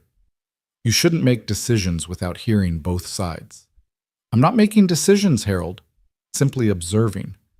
The judge's tone was mild, but Eleanor caught an edge to it. Though, since you're here, perhaps you can explain your interest in these particular children. Harold's eyes narrowed. My interest is in their welfare. Look at this place, barely scraping by, children working when they should be in school. We go to school, Lily interrupted. Mrs. Eleanor teaches us. A barely educated woman playing at teacher, Harold sneered. These children need proper education, proper opportunities. I graduated from Pennsylvania Teachers College, Eleanor said quietly, with honors. I taught for 8 years in accredited schools. I suspect I'm better educated than most of your factory foremen, Mr. Whitmore. Harold's face darkened. Education doesn't put food on the table. Neither does working children 14 hours a day for pennies, Daniel said. At least here they eat what they help grow. You can barely feed them now. What happens when winter really sets in? What happens when the cattle prices drop further? You're one disaster away from ruin. That's not true, Samuel burst out, then looked at Eleanor. She nodded encouragement. We've done the calculations, Samuel continued, pulling out his notebook. With the changes Mrs. Eleanor and Papa have made, we'll show a profit this year. A real profit, and next year will be even better. Harold laughed unpleasantly. You let children play with your account books? Samuel has a gift for numbers, Eleanor said. He found errors that have been costing us money for months. Perhaps you should employ him as an accountant rather than a factory worker. Don't be ridiculous. Why is it ridiculous? The judge interrupted. If the boy has talent, because he's a child, Harold exploded. Children belong in supervised environments where they can contribute to society while learning discipline and work ethic. You mean where they can make you money? Thomas said flatly. Harold turned on him. You ungrateful whelp, I'm offering you opportunity. You're offering us slavery, Patrick interrupted. I've seen your opportunity, Mr. Whitmore. I've seen children younger than Lily working looms taller than they are. I've seen boys my age crippled before they turn 20. That's not opportunity. That's exploitation. The judge was writing rapidly in his notebook. Strong words, young man. True words, Patrick said firmly. Ask anyone who's worked in his factories. If you can find one who'll speak honestly without fear of losing their position. Harold's face was purple now. These children have been poisoned against me by this woman. He pointed at Eleanor. These children, Eleanor said coldly, have minds of their own. They can see the difference between love and greed, between family and commerce. Commerce keeps this country running, Harold snarled. And my factories, your factories killed 3 children last year, Eleanor said. Would you like me to name them? Annie Sullivan, age 9. Michael Romano, age 11. Catherine Walsh, age 7. They died because you locked the doors to prevent workers from taking breaks. The silence that followed was deafening. Even the wind seemed to stop. "How do you know those names?" Harold asked, his voice dangerous. "Because I wrote to their families," Eleanor said. "I wanted to know what kind of man wanted my children." "They're not your children," Harold shouted. "You've been here 2 weeks." "You're nobody, nothing, just some desperate spinster who answered an advertisement." "She's our mother," Lily said clearly, her small voice cutting through Harold's rage. "She chose us, and we choose her."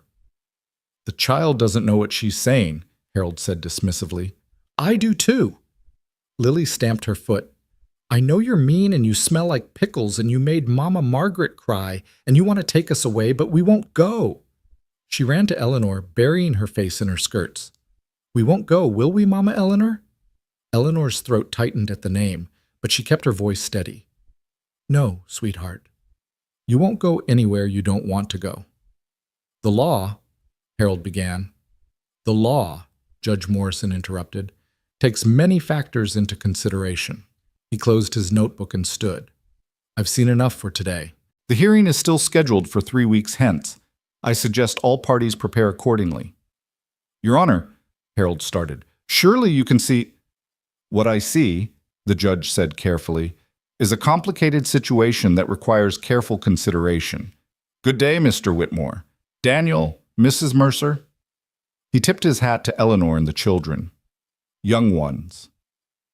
After both men had ridden away, the family stood in a huddle in the yard, everyone talking at once.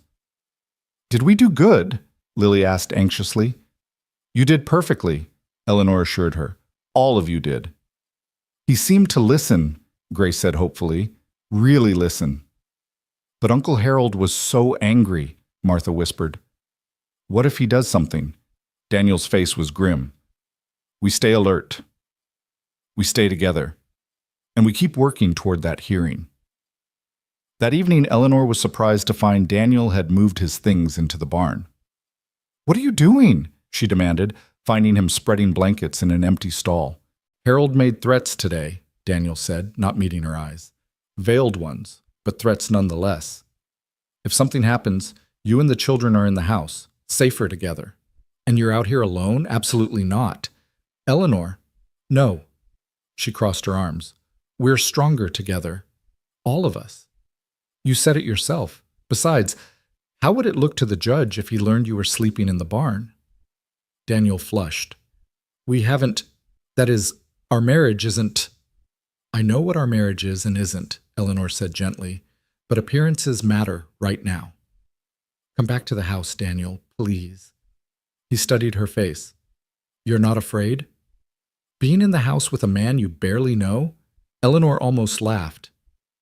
"Daniel Mercer, I know you better after 2 weeks than I knew anyone in Pennsylvania after years. I know you give the children the best portions at dinner and claim you're not hungry.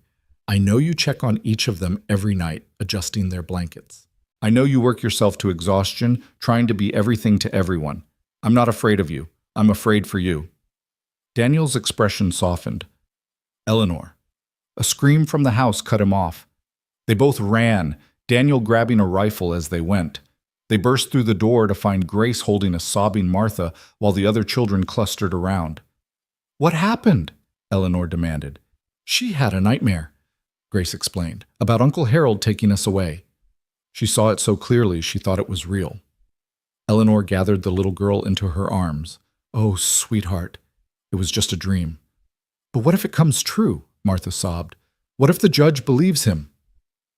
"What if we have to go?" Daniel knelt beside them. "Then I'll come get you. No matter where he takes you, I'll come." "Promise?" Mary asked, clutching her twin's hand. "Promise," Daniel said firmly. "But it won't come to that." "How do you know?" Thomas asked. Despite his earlier bravado, fear showed in his eyes. Eleanor looked at each child in turn. "Because we're going to make it impossible for anyone to separate us. We're going to be so clearly, undeniably a family that no judge could rule otherwise." "How?" Samuel asked. Eleanor smiled. "By being ourselves. By showing the world what we already know, that love makes a family, not blood or papers or money." "Uncle Harold has more money," Patrick pointed out. Yes, Eleanor agreed, but we have something he doesn't have and can't buy. What? Lily asked. Each other, Eleanor said simply, and that's worth more than all the money in the world. Over the next days, Eleanor put her plan into action. She invited townspeople to visit, showing off the children's progress and the ranch's improvements. She had Reverend Mills and his wife to dinner, where the children charmed them with their manners and obvious affection for each other. The local school teacher, Miss Bradley, came to assess the children's education and left impressed. They're ahead of most town children, she told Eleanor privately. Whatever you're doing, keep doing it. But Harold wasn't idle either. Strange things began happening. Fences cut in the night, releasing cattle. The henhouse raided, though no fox tracks were found. One morning, they woke to find threatening words painted on the barn. Give up the strays or lose everything. He's trying to scare us, Daniel said grimly, painting over the words before the younger children could see them. He's trying to break us, Eleanor corrected. Make us too tired and frightened to fight. Is it working? Thomas asked, though he tried to sound unconcerned. Eleanor looked at him, 15 years old, trying so hard to be a man, protect his siblings. What do you think? Thomas straightened. I think he doesn't know who he's dealing with. That's my boy, Eleanor said, and Thomas flushed with pleasure at being claimed. A week before the hearing, disaster struck. Eleanor was teaching the younger children when Patrick burst in. Fire! The hay barn's on fire! They all ran outside to see smoke billowing from the structure where their winter feed was stored. Without it, they'd have to sell the cattle at a loss or watch them starve. Water! Daniel shouted, already running with buckets. Form a line from the well. Everyone worked, even little Lily carrying small pails. Eleanor's hands blistered from the rope and heat, but she didn't stop. They fought the fire for what felt like hours, finally containing it, but not before half their winter feed was destroyed. As they stood looking at the damage, covered in soot and ash, Harold rode up with several men. Shame about your barn, he said, not bothering to hide his satisfaction. This is what comes of taking on more than you can handle, Daniel. Accept my offer. Let me take the excess children, and I'll compensate you for the lost feed. You did this? Thomas accused, stepping forward with clenched fists. Prove it, Harold said coldly. Besides, accidents happen on poorly run ranches. The judge will be very interested to hear about this latest disaster. Get off our land, Eleanor said, her voice deadly quiet. Harold laughed. Your land? You've been here 3 weeks, woman. You're nothing but... The gunshot cut him off. Eleanor stood with the rifle Daniel had taught her to use, having fired into the ground at Harold's horse's feet. The animal danced sideways, and Harold had to fight to control it. I said, Eleanor repeated, chambering another round, get off our land. You'll regret this, Harold snarled. All of you will regret this. After he rode off, Daniel looked at Eleanor with something like awe. You shot at him. I shot near him, Eleanor corrected, though I was tempted to aim higher. You're magnificent when you're angry, Daniel said, then seemed to realize what he'd said and turned red. That is, I mean, Papa's sweet on Mrs. Eleanor, Lily announced gleefully. Am not, Daniel protested, but he was smiling. Are too, all the children chorused. Eleanor felt her own cheeks heat, but she kept her voice practical. We have bigger problems than your father's sweetness or lack thereof. We've lost half our feed. We need solutions. They spent the evening planning. Samuel calculated how far their remaining feed would stretch. Thomas and Patrick volunteered to cut wild hay from the upper meadows. The girls would increase their egg sales and preserves production. It won't be enough, Daniel said quietly when the children had gone to bed. He and Eleanor sat at the kitchen table, ledgers spread between them. Harold knows it. That's why he did it. Then we get creative, Eleanor said. What about the Hutchins place? You said they wanted to buy you out, but what if instead we partner with them? Daniel finished, understanding. Share resources through the winter. Your cattle, their feed. Split the profits come spring. Daniel studied her. You really think Hutchins would agree? He wants your land eventually. This gives him a foot in the door without the full investment, and it keeps us afloat. You're brilliant, Daniel said, then caught her hand. Eleanor, I need to say something. She waited, very aware of his thumb stroking across her knuckles, a habit he'd developed lately. When you first arrived, I felt guilty. Like I'd trapped you, deceived you into something you didn't ask for. But now, Eleanor, you've become the heart of this family. Not a replacement for Margaret, but something new, something we didn't even know we needed. Daniel, she breathed. I'm falling in love with you, he said simply. I didn't expect it, didn't think I could feel this way again. But watching you with the children, seeing your strength, your fierce protection of them. Eleanor, after the hearing, after we win, and we will win, would you consider making this marriage real in all ways? Eleanor's heart pounded.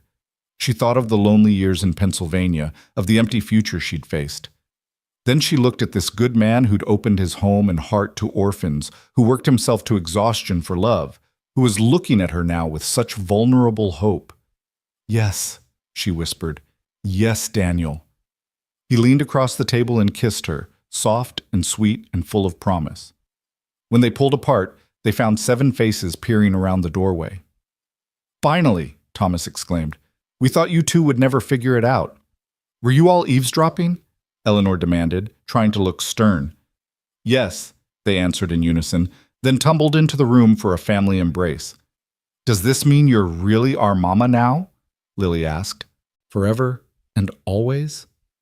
Eleanor looked at Daniel over the children's heads, saw her future in his eyes, challenging, uncertain, but filled with love. Forever and always, she promised. The next morning brought unexpected hope. Mr. Hutchins arrived early, hat in hand. Heard about your barn, he said gruffly. Also heard Harold Whitmore's been causing trouble. News travels fast, Daniel said carefully. It does. And some of us don't like outsiders coming in, trying to break up families that have been here since the territory was settled. Hutchins shifted uncomfortably. Look, Mercer, we've had our differences, but what Harold's doing ain't right. I've got extra feed. You're welcome to it. Eleanor saw Daniel's pride war with necessity. We can pay— Don't want your money, Hutchins interrupted. But maybe come spring, we can talk about running our herds together. Strengthen both operations. After he left, Daniel stood staring at the wagon load of feed. I've been feuding with that man for 3 years. Sometimes it takes a common enemy to make friends of rivals, Eleanor observed. More help came throughout the day. Mrs. Mills brought preserves and pickles for the children. The blacksmith offered to repair their tools free of charge. Even Miss Bradley, the schoolteacher, arrived with books and supplies. The whole town's talking about what Harold's trying to do, she told Eleanor. People are angry. These children are ours, part of our community. We won't let him take them. That night, as Eleanor tucked in the younger children, Lily asked, Are we going to win? Eleanor smoothed the child's hair. What do you think? I think yes, Lily said firmly, because we have love and friends and each other. And Uncle Harold just has money and meanness. From the mouths of babes, Eleanor murmured, kissing her forehead. She found Daniel on the porch, watching the stars. Without speaking, she settled beside him, and he wrapped an arm around her shoulders. Tomorrow, we go to town for the hearing, he said, quietly. I know. Are you ready? Eleanor thought of the 3 weeks since she'd arrived, the chaos, the challenges, the unexpected love she'd found. I'm ready to fight for our family. Our family, Daniel repeated, wonder in his voice. I like the sound of that. So do I, Eleanor said, turning her face up for his kiss. So do I. Inside, she could hear the children settling for sleep, Thomas and Patrick arguing quietly about who would protect whom tomorrow, Grace singing softly to the twins, Samuel reading to Lily, her family, her complicated, beautiful, chosen family. Tomorrow would bring the fight of their lives. But tonight, held in Daniel's arms with their children safe inside, Eleanor knew they'd already won the only battle that truly mattered. They'd become a family.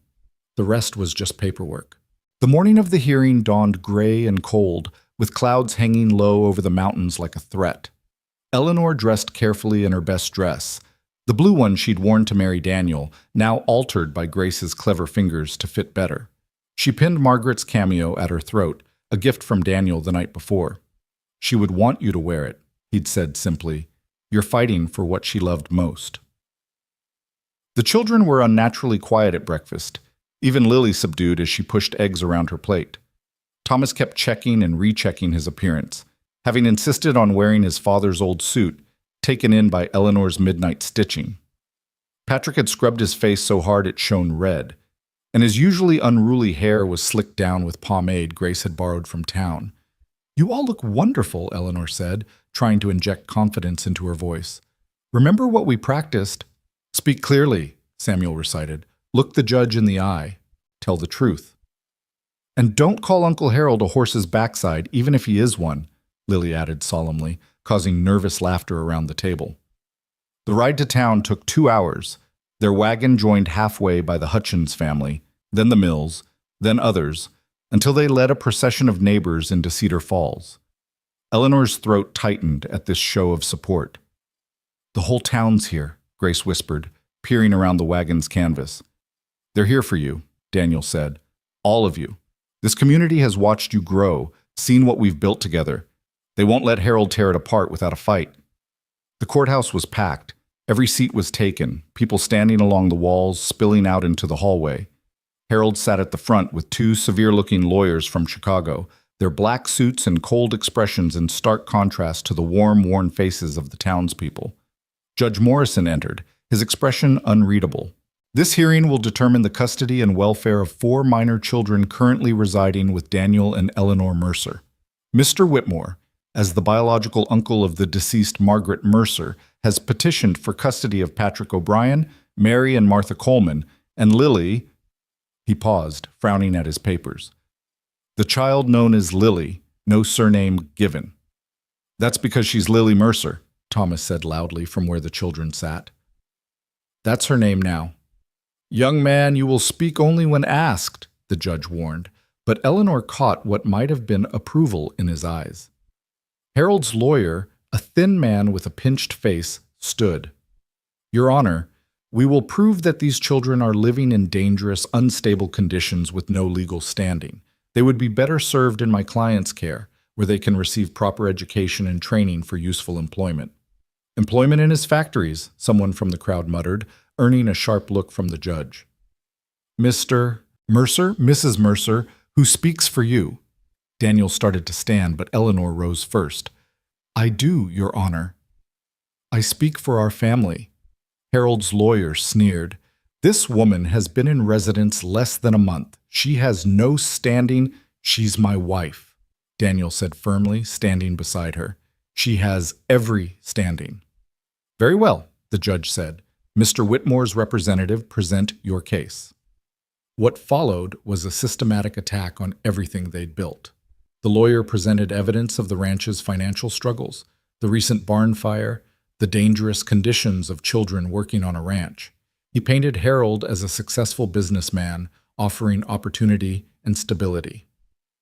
These children could learn trades, the lawyer argued, become productive members of society instead of burdens on a failing ranch.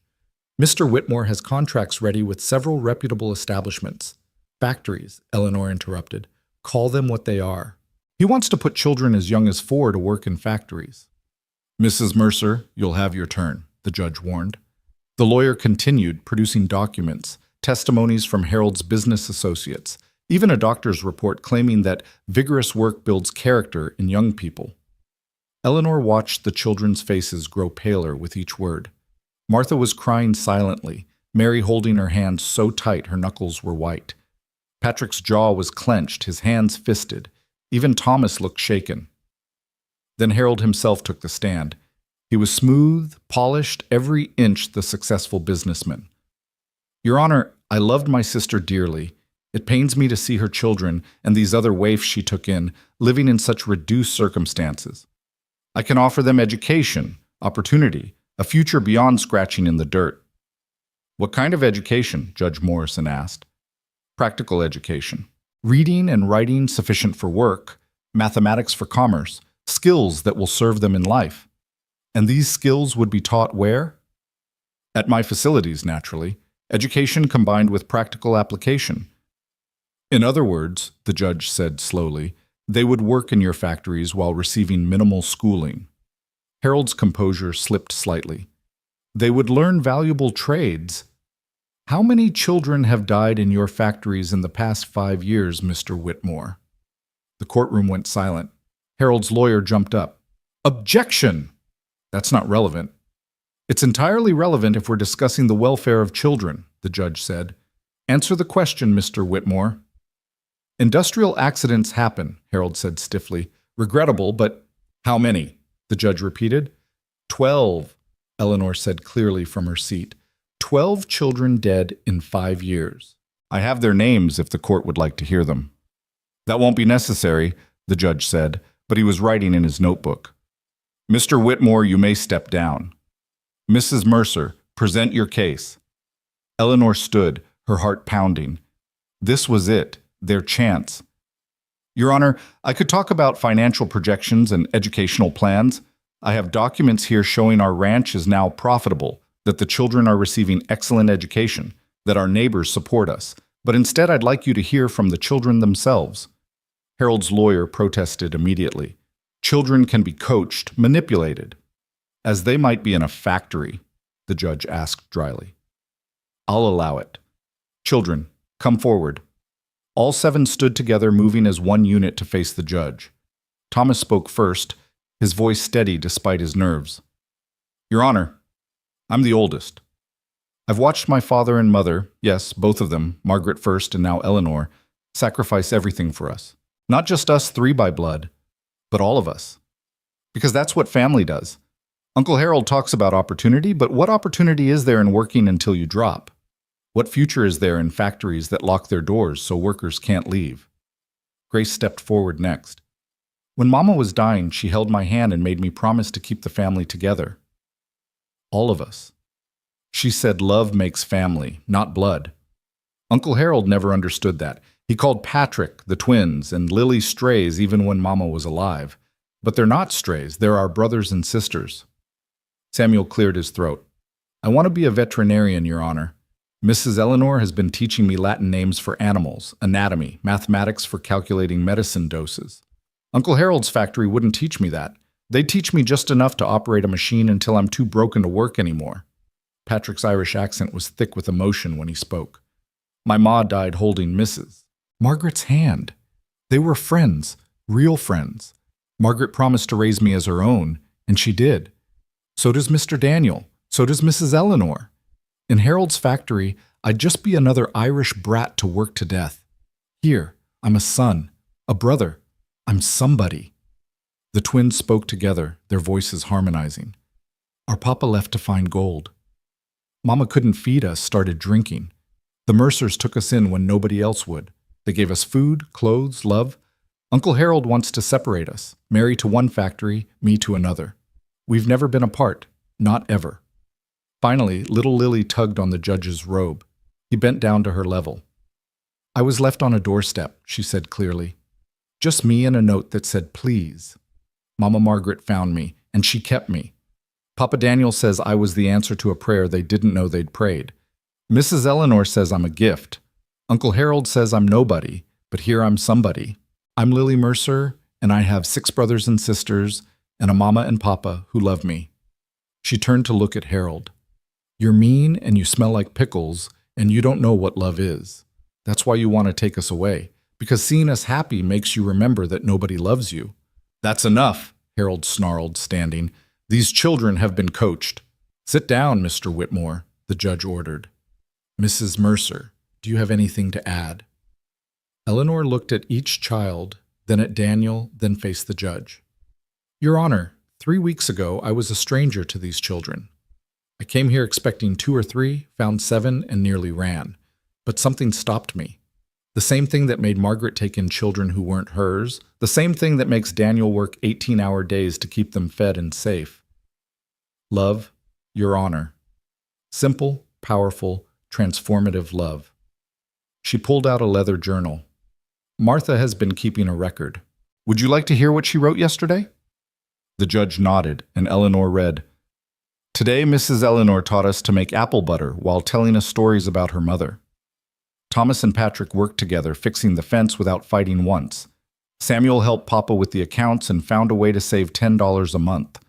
Grace wrote a poem about our family that made Papa cry.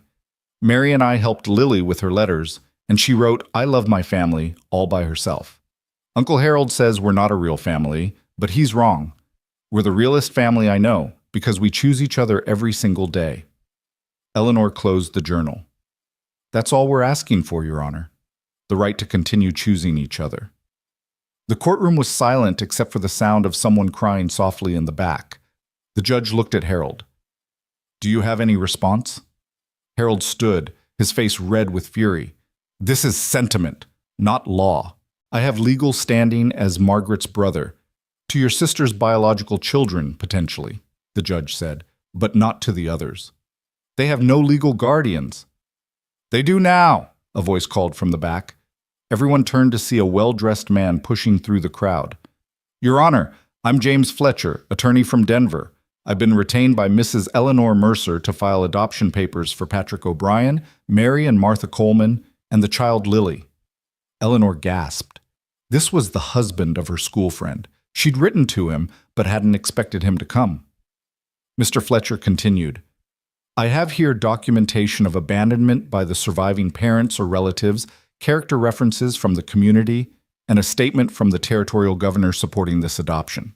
He handed papers to the judge. I also have evidence of Mr. Harold Whitmore's factories violating child labor laws in 3 states, resulting in numerous deaths and injuries. Harold's lawyer jumped up. This is ambush. We weren't prepared. Neither was Mrs. Mercer when she arrived to find 7 children instead of 2 or 3, the judge observed. Yet she seems to have managed admirably. He reviewed the papers carefully, the courtroom holding its breath. Finally, he looked up. Mr. Whitmore, your petition regards 4 children not biologically related to Daniel Mercer. However, Mrs. Mercer has filed for legal adoption of these children, with compelling evidence of abandonment and community support.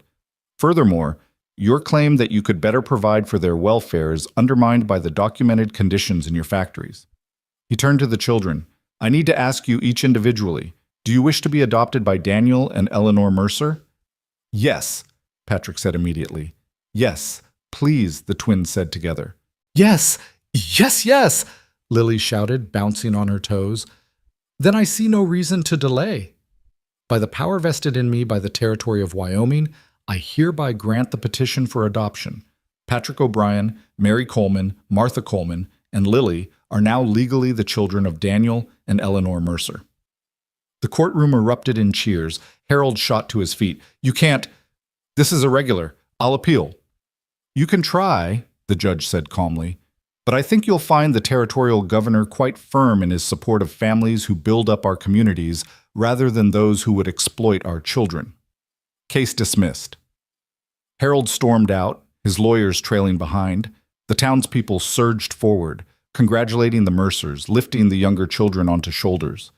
Eleanor found herself crying, held tight in Daniel's arms while children clung to their legs.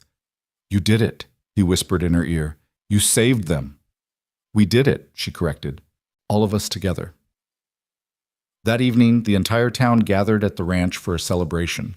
Tables groaned under the weight of food brought by neighbors, lanterns strung between trees like stars, fiddle music filling the air.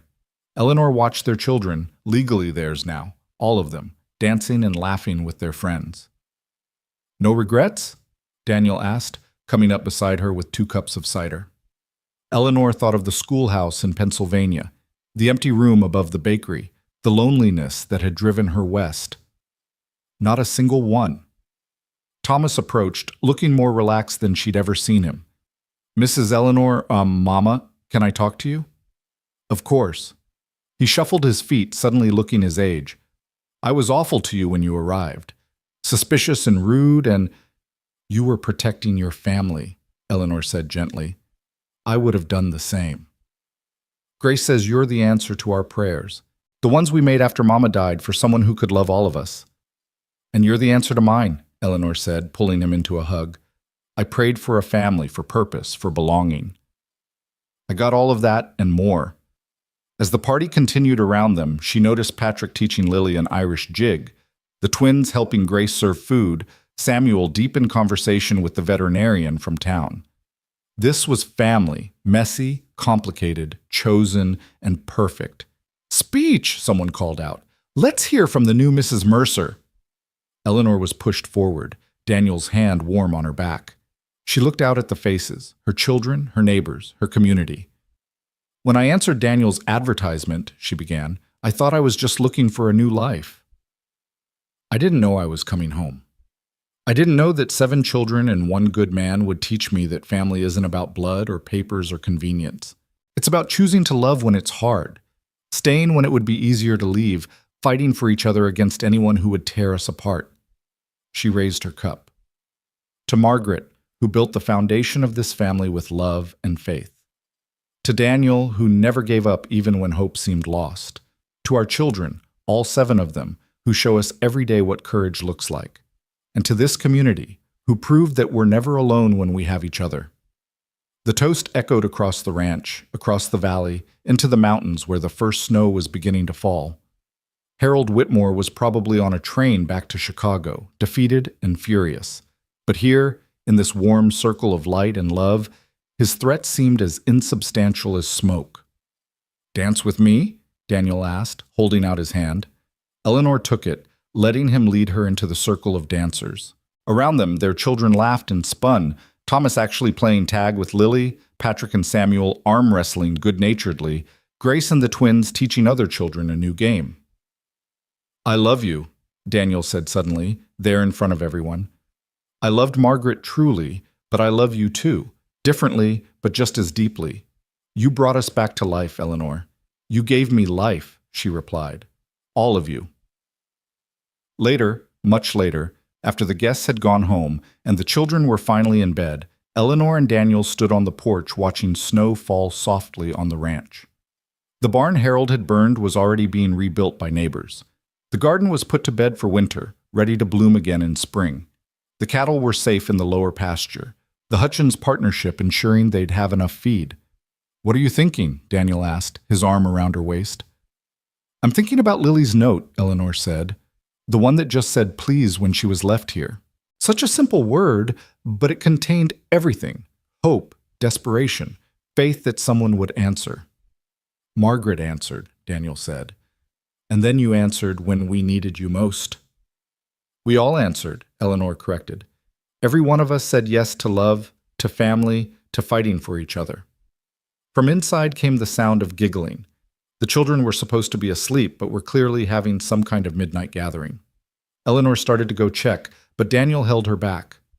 "Let them," he said. "They're celebrating being official siblings." "All 7 of them," Eleanor marveled. "Our 7. 8 soon enough, God willing," Daniel said quietly. Eleanor turned to stare at him. "Daniel Mercer, are you suggesting—" "I'm suggesting nothing," he said with a grin. "Just hoping. This family's good at making room for one more." Eleanor kissed him, long and sweet, tasting apple cider and promise on his lips. Inside, she heard Thomas's voice, obviously telling the younger ones a story. Something about a brave woman who came on a train, faced down an evil uncle, and saved a family with the power of love. "He's making me sound like a fairy tale hero," Eleanor protested. "Aren't you?" Daniel asked seriously. "Eleanor, you came here a stranger and became the heart of this family in less than a month. You stood up to Harold, united the town, convinced a judge, and gave 7 children a mother who would fight dragons for them." "There weren't any dragons," Eleanor pointed out. "Harold was close enough," Daniel said, making her laugh. A small hand tugged at Eleanor's skirt. Lily stood there in her nightgown, snow catching in her tangled hair. "Can't sleep," she announced. "Too happy." Eleanor scooped her up, the child's weight familiar now, right? "Too happy is a good problem to have." "Are you too happy, Mama Eleanor?" Eleanor looked at Daniel, at the warm house full of children, at the snow falling on land that would prosper come spring. She thought of the empty years in Pennsylvania, the desperate hope that had driven her west, the terror of that first day when she discovered Daniel's deception. "Yes," she said, meaning it completely. "I'm exactly too happy enough." One by one, the other children joined them on the porch, drawn by voices and the magic of first snow. They stood together, all 9 of them, watching winter transform their land into something new and beautiful. Tell us again, Grace said softly. Tell us how we became a family. So Eleanor told them, there in the snow and starlight, how a lonely woman answered an advertisement, how a desperate man hoped for a miracle, how 7 children needed someone to choose them, how love grew in unlikely soil and bloomed despite every obstacle. And they lived happily ever after? Lily asked sleepily. No, Eleanor said, surprising them. They lived truly ever after, with struggles and joys, tears and laughter, hard work and deep love. They lived as a family, which is better than any fairy tale. The snow continued to fall, blanketing the ranch in pristine white, covering the scars of struggle and fear. Tomorrow would bring new challenges. Winter was hard in Wyoming, and running a ranch with 7 children would never be easy. But tonight, surrounded by the family she'd traveled so far to find, Eleanor knew she was exactly where she belonged. Inside, everyone, Daniel said finally. Hot cocoa for anyone who can get ready for bed in 5 minutes. The children scattered, racing and laughing. Daniel and Eleanor followed more slowly, his hand finding hers in the doorway. Welcome home, Mrs. Mercer, he said softly. I've been home since the moment I decided to stay, Eleanor replied. It just took the rest of the world a while to catch up. As they stepped inside, Eleanor turned for one last look at the snow-covered land. 3 weeks ago, she'd stood in this same doorway, shocked by Daniel's deception, overwhelmed by the reality of 7 children. Now she couldn't imagine any other life. The door closed on the cold, sealing in the warmth and light and chaos of family. From the kitchen came the sound of Lily trying to convince Thomas that marshmallows were a vegetable, Patrick teasing the twins about their matching nightgowns, Samuel and Grace working together to heat the milk without burning it. Her children, her husband, her home. Eleanor had come west seeking a simple life as a mother to a widower's children. Instead, she'd found herself at the heart of something extraordinary, a family built not by blood but by choice, held together not by law but by love, stronger than Harold's greed or winter's cold or any challenge that might come. The hot cocoa grew cold as they huddled together in the kitchen, none of them wanting the magical evening to end. But eventually, exhaustion won, and Daniel carried a sleeping Lily upstairs while Eleanor shepherded the others to their beds. As she tucked in the twins, Martha caught her hand. Mama Eleanor, she whispered, Uncle Harold won't come back, will he? Eleanor smoothed the girl's hair, choosing honesty. I don't think so. But if he does, we'll be ready. We're stronger now, all of us together. 2 years passed in what seemed like heartbeats and eternities all at once. The ranch prospered under their combined efforts, the partnership with Hutchins proving more profitable than either family had anticipated. Eleanor's garden became the envy of the county, producing enough to sell preserves and pickles in town. The children grew like prairie grass, Thomas into a young man of 17, steady and reliable, Patrick losing his defensive edge as he found his place, the girls blossoming under consistent love and care. Eleanor stood at the same kitchen window where she'd first seen Harold Whitmore approach, but now she watched her children, their children, working together in the garden. Her hand rested on the small swell of her belly, the new life growing there still a secret she shared only with Daniel. Mama! Lily, now 6 and even more talkative than before, burst through the door. Samuel says I can't help with the calves because I'm too little, but I'm not little anymore. You're bigger than you were, Eleanor agreed diplomatically, but the calves are bigger too. How about you help me with the preserves instead? I need someone with careful hands. Lily considered this, then nodded seriously. I have the carefulest hands. As Eleanor taught Lily to seal jam jars, she thought about how much had changed. The house that had once echoed with grief now rang with laughter. The children who'd been suspicious and guarded now moved through their days with confidence. And she herself had transformed from a lonely schoolteacher into the heart of a thriving family. Mrs. Mercer, a voice called from outside. Eleanor looked up to see a woman she didn't recognize climbing down from a wagon, helped by Thomas. The woman was young, perhaps 25, with auburn hair and a worn traveling dress. She clutched a carpet bag like a lifeline. Eleanor wiped her hands on her apron and went to the door. Can I help you? The woman's eyes were red-rimmed, desperate. I heard, that is, in town they said you take in children. Children who have nowhere else. Eleanor's heart sank and soared simultaneously. Come inside, Thomas. Please fetch your father from the barn. The woman's story spilled out over tea. Her name was Caroline Foster. Her husband had died in a mining accident 3 weeks ago, leaving her with 3 children and no family, no money, no options. The mine owner says we have to leave company housing by week's end, Caroline said, tears streaming down her face. I've tried everywhere for work, but no one will hire a woman with 3 children. I heard about you, about what you did for those other children. I'm not asking for charity for myself. I'll go wherever I need to. But my babies. She broke down completely. Daniel arrived, taking in the scene with experienced eyes. He met Eleanor's gaze, a whole conversation in that look. Where are your children now? Eleanor asked gently. At the boarding house in town. The owner gave us 2 nights out of Christian charity, but Caroline twisted her hands. My oldest Ben, he's 12, old enough to work in the mines, they say. Men have already approached me about buying his labor contract. And my girls, Sophie and Rose, they're 8 and 5. Pretty girls. There's a woman who runs a house in Denver who said she'd take them, train them up proper for when they're older. Eleanor felt sick. Daniel's jaw clenched. From the doorway where they'd been listening, because of course they had, Patrick said flatly, You mean she wants to buy them for her brothel? Patrick, Eleanor admonished, but he stepped forward. It's true, isn't it? I've seen it before when my parents were alive. Desperate families, children sold to whoever would pay. His green eyes blazed. It's what Uncle Harold wanted for us, just dressed up prettier. Caroline sobbed harder. What choice do I have? At least they'd be fed, have shelter. You have another choice, Daniel said quietly. But we'd need to meet your children first. An hour later, they stood in the boarding house's shabby parlor. Ben Foster was all knees and elbows, trying to look tough despite the fear in his eyes.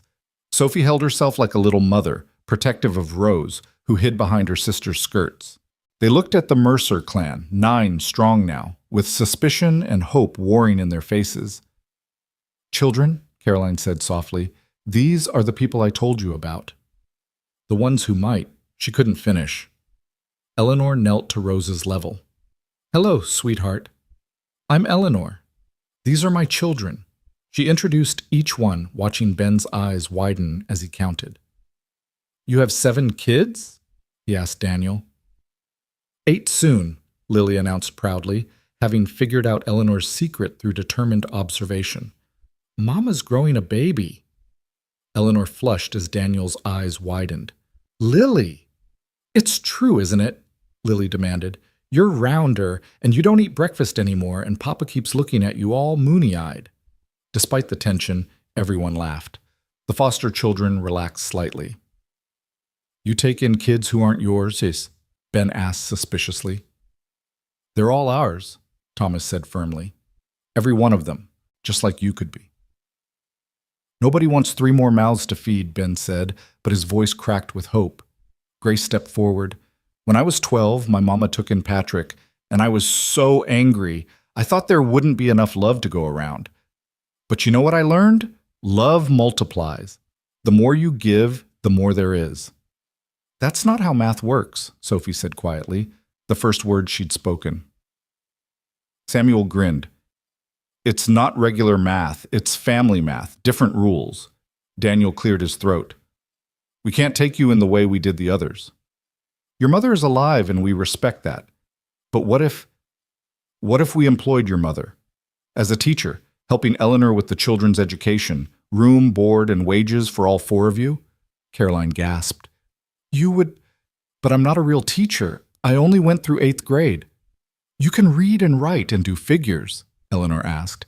Yes, but then you can help. I'm trying to teach 8 children at different levels while running a household and ranch. I need help desperately. Eleanor looked at Daniel, who nodded. We have the old foreman's cabin. It needs work, but it's sound. You'd have your own space, but be part of the ranch family. Why? Caroline whispered. Why would you do this? Because 2 years ago, I was you, Eleanor said simply. Desperate, alone, with nowhere to turn. Someone took a chance on me. Now I'm taking a chance on you." Ben looked at Patrick. "Is it real? Not some trick?" Patrick's face was serious. 3 years ago, my parents died. The Mercers took me in when everyone else saw just another Irish orphan to exploit. They gave me a home, a family, a future. It's as real as it gets." Rose tugged on Sophie's sleeve. "Can we stay with them?" "They seem nice." The negotiations were swift. Caroline wept with relief when Daniel offered wages that, while modest, were fair. The foster children would attend lessons with the Mercer children, help with ranch work according to their ages and abilities, and have time to be children, something they'd nearly forgotten how to be. That evening, as they helped the Fosters settle into the cabin, Eleanor overheard Ben talking to Thomas. "Is she always like that? Your ma? Just taking people in?" Thomas chuckled. "She showed up thinking there were 2 or 3 of us, found 7 instead, and decided to love us all anyway. Then she faced down our uncle who wanted to sell us to factories. Now she's having a baby and taking in 4 more people. So yeah, she's always like that." "My pa used to say there weren't any real good people left in the world," Ben said quietly. "Your pa was wrong," Thomas said simply. "They're right here." Over the following weeks, the foster family integrated into ranch life with surprising ease. Caroline proved to be a gifted teacher, patient with the younger children, and clever at making lessons engaging. Ben worked alongside Thomas and Patrick, learning the satisfaction of honest labor that built something rather than destroyed it. Sophie emerged as a natural with animals, spending hours with Samuel learning about their care. And Rose became Lily's shadow, the 2 youngest forming an instant bond. But Harold Whitmore's shadow still lingered. 2 months after the Fosters arrived, a letter came that made Daniel's face go white. "What is it?" Eleanor asked, one hand on her growing belly, the other reaching for the paper. "Harold died," Daniel said numbly. 3 weeks ago. And he's left everything to our children, all 7 of them, equal shares." Eleanor sank into a chair. "What?" Daniel continued reading. "His lawyer writes that Harold left a letter to be read only to us." He unfolded another page, and Harold's spidery handwriting filled the paper. "Daniel," Eleanor read aloud, "if you're reading this, I'm dead, probably of the same bitterness that's been eating at me since Margaret chose you and your brood over family loyalty. I spent 2 years hating you, hating those children, hating the choice my sister made. But lying here, dying alone in my grand Chicago house with only servants who despise me for company, I've had time to think. Margaret was right. She always was, even as children. She chose love. I chose money. She died surrounded by family who adored her. I'm dying alone, watching the servants count the minutes until they can pilfer my silver. The factories made me rich, but they made me empty. Every child who died under my machines, I told myself it was business. Every family I destroyed, I said they should have worked harder. But now, facing whatever judgment awaits, I know the truth. I was the one who worked myself to death. And for what? Money that can't buy what you have. So I leave it all to the children. Not to you or your wife, but to the children themselves, in trust until they reach 21. The factories will be sold, the proceeds invested. Each child will have enough to pursue whatever dreams they have, even that veterinary foolishness Samuel mentioned. I cannot undo the harm I caused. I cannot bring back the children who died in my factories or the families I destroyed, but perhaps I can give your children, Margaret's children, the chances I denied so many others. Tell them their Uncle Harold was a fool who learned too late that family isn't about blood or money or power. It's about choosing to love even when it costs everything. Margaret knew that. Your wife knows that. And perhaps in the end, even I learned it. Harold Whitmore. The kitchen was silent. Then Lily said in a small voice, "Does this mean Uncle Harold turned nice?" "I think," Eleanor said carefully, "it means he finally understood what matters." "But he's still dead," Patrick said flatly. "Can't make amends to the families he destroyed from the grave." "No," Daniel agreed, "but we can. With this money, we can help other families like the Fosters. We can make sure children don't have to choose between starvation and factories." Over the next months, as Eleanor grew rounder with child and the ranch prospered beyond their wildest dreams, they put Harold's money to use. They built additional cabins for families in need. They started a school that drew children from miles around, with Caroline and Eleanor as teachers. They created a fund for widows and orphans, ensuring no child in their county would face what Patrick and the twins had faced. The night Eleanor's labor began, the whole family was in an uproar. Daniel paced the hallway while Mrs. Mills and the midwife attended her. The children huddled in the kitchen, even 18-year-old Thomas looking young and worried. "What if something goes wrong?" Grace fretted. "Mama Margaret died after having a baby. Not right away, but Mama Eleanor's stronger," Patrick said firmly. "She's too stubborn to die." "That's not how death works," Ben pointed out, but Sophie elbowed him.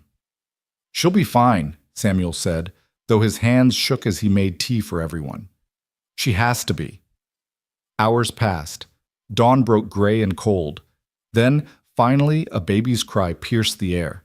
Daniel appeared in the doorway, tears streaming down his face, a huge grin splitting his features. "Come meet your brother." They flooded into the bedroom where Eleanor lay exhausted but radiant, holding a tiny bundle. "Everyone," she said softly, "meet David Harold Mercer." "Harold?" Patrick asked, incredulous. "Everyone deserves a chance at redemption," Eleanor said, "even if it's just their name living on in better circumstances." One by one, the children came forward to meet their brother.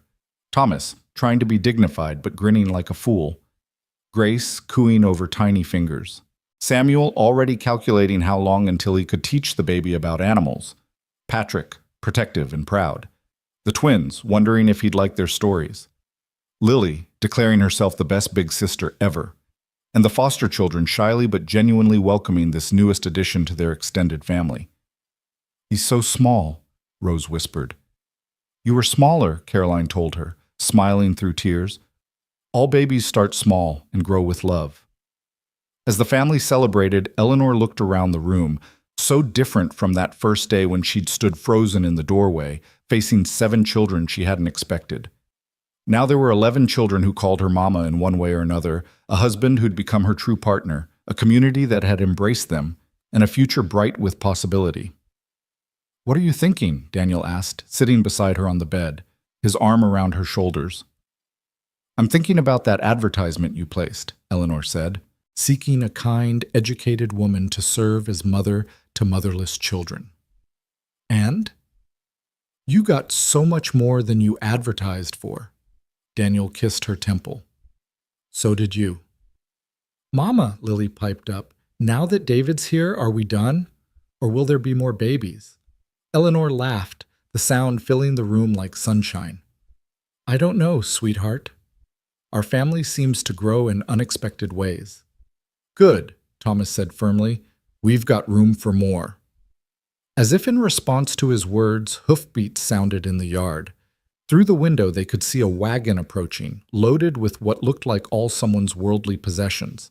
A man, a woman, and 3 children sat huddled together against the cold. "Looks like another family in need," Daniel observed. Eleanor looked at her husband, at her children, at the baby in her arms. "Then we'd better make room." "You just gave birth," Mrs. Mills protested. "You can't possibly." "I can't do everything," Eleanor agreed. "But we can. Together." And they did. The Brennan family, fleeing drought and failed crops, became the 3rd family to join what the townspeople had started calling the Mercer settlement. Then came the Changs, a Chinese family facing violence in the California goldfields, seeking safety and acceptance.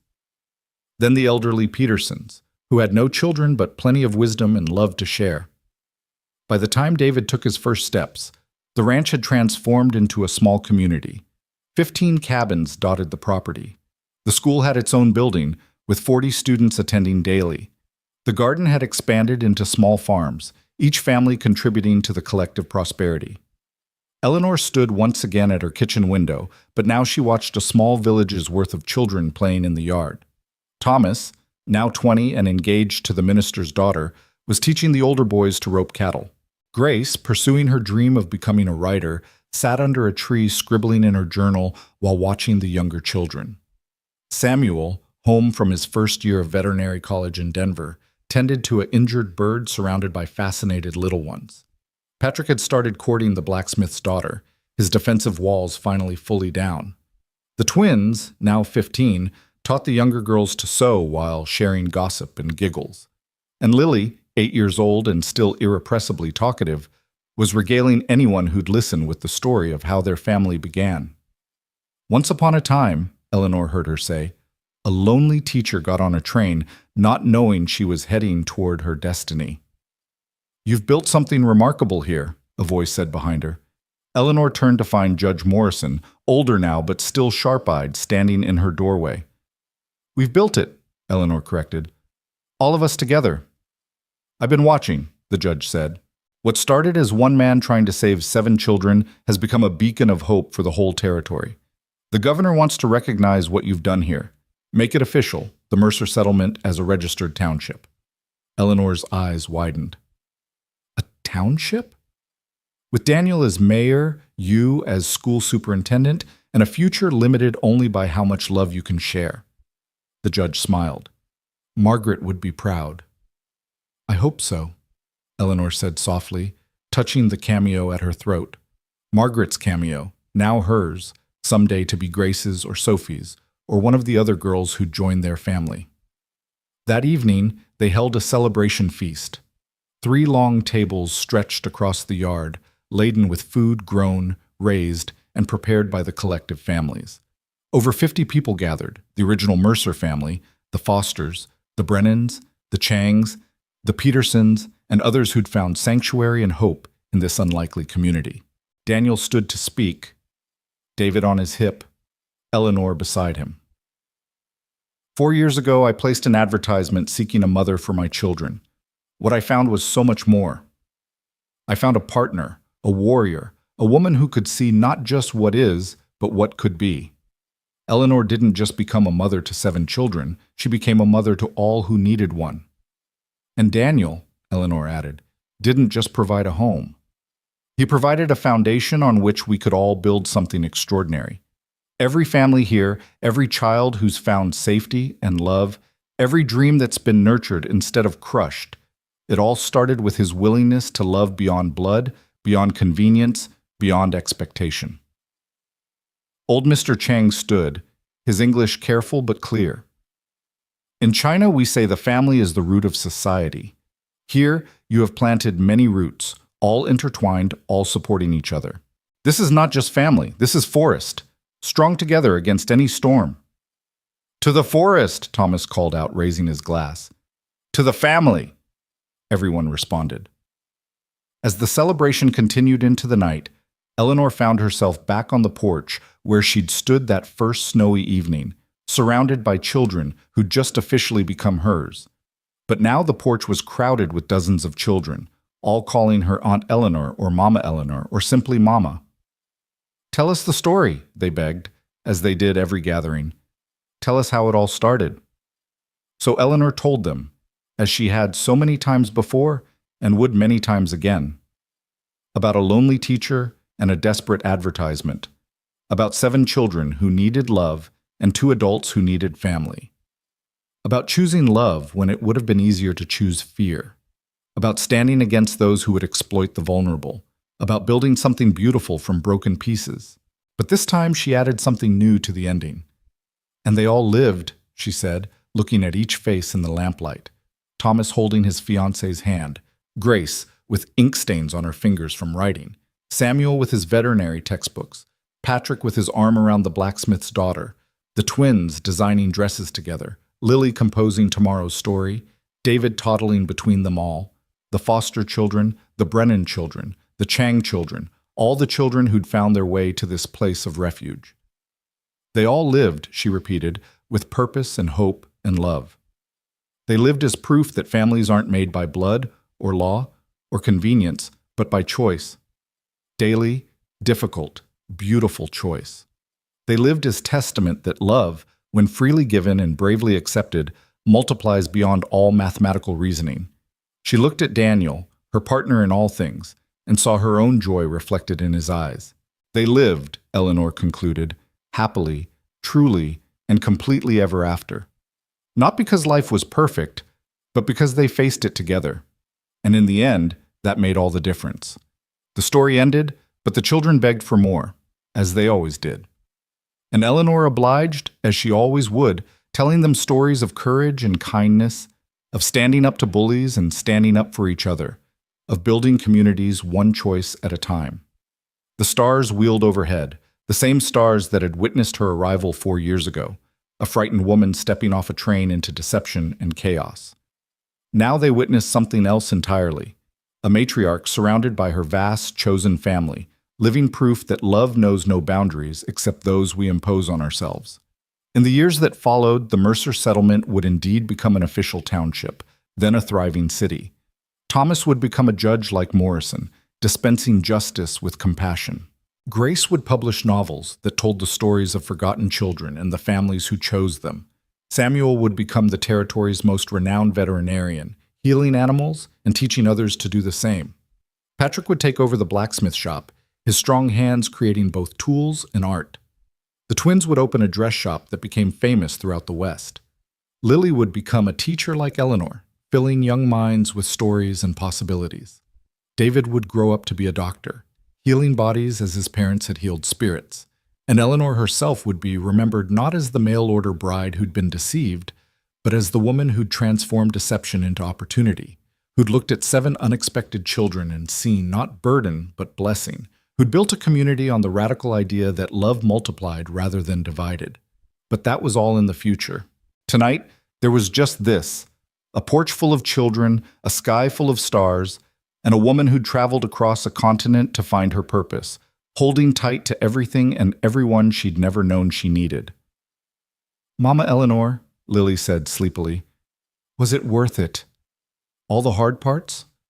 Eleanor looked at her daughter, not by blood, but by choice, which made the bond even stronger, and smiled. "Every single moment," she said, "every single one.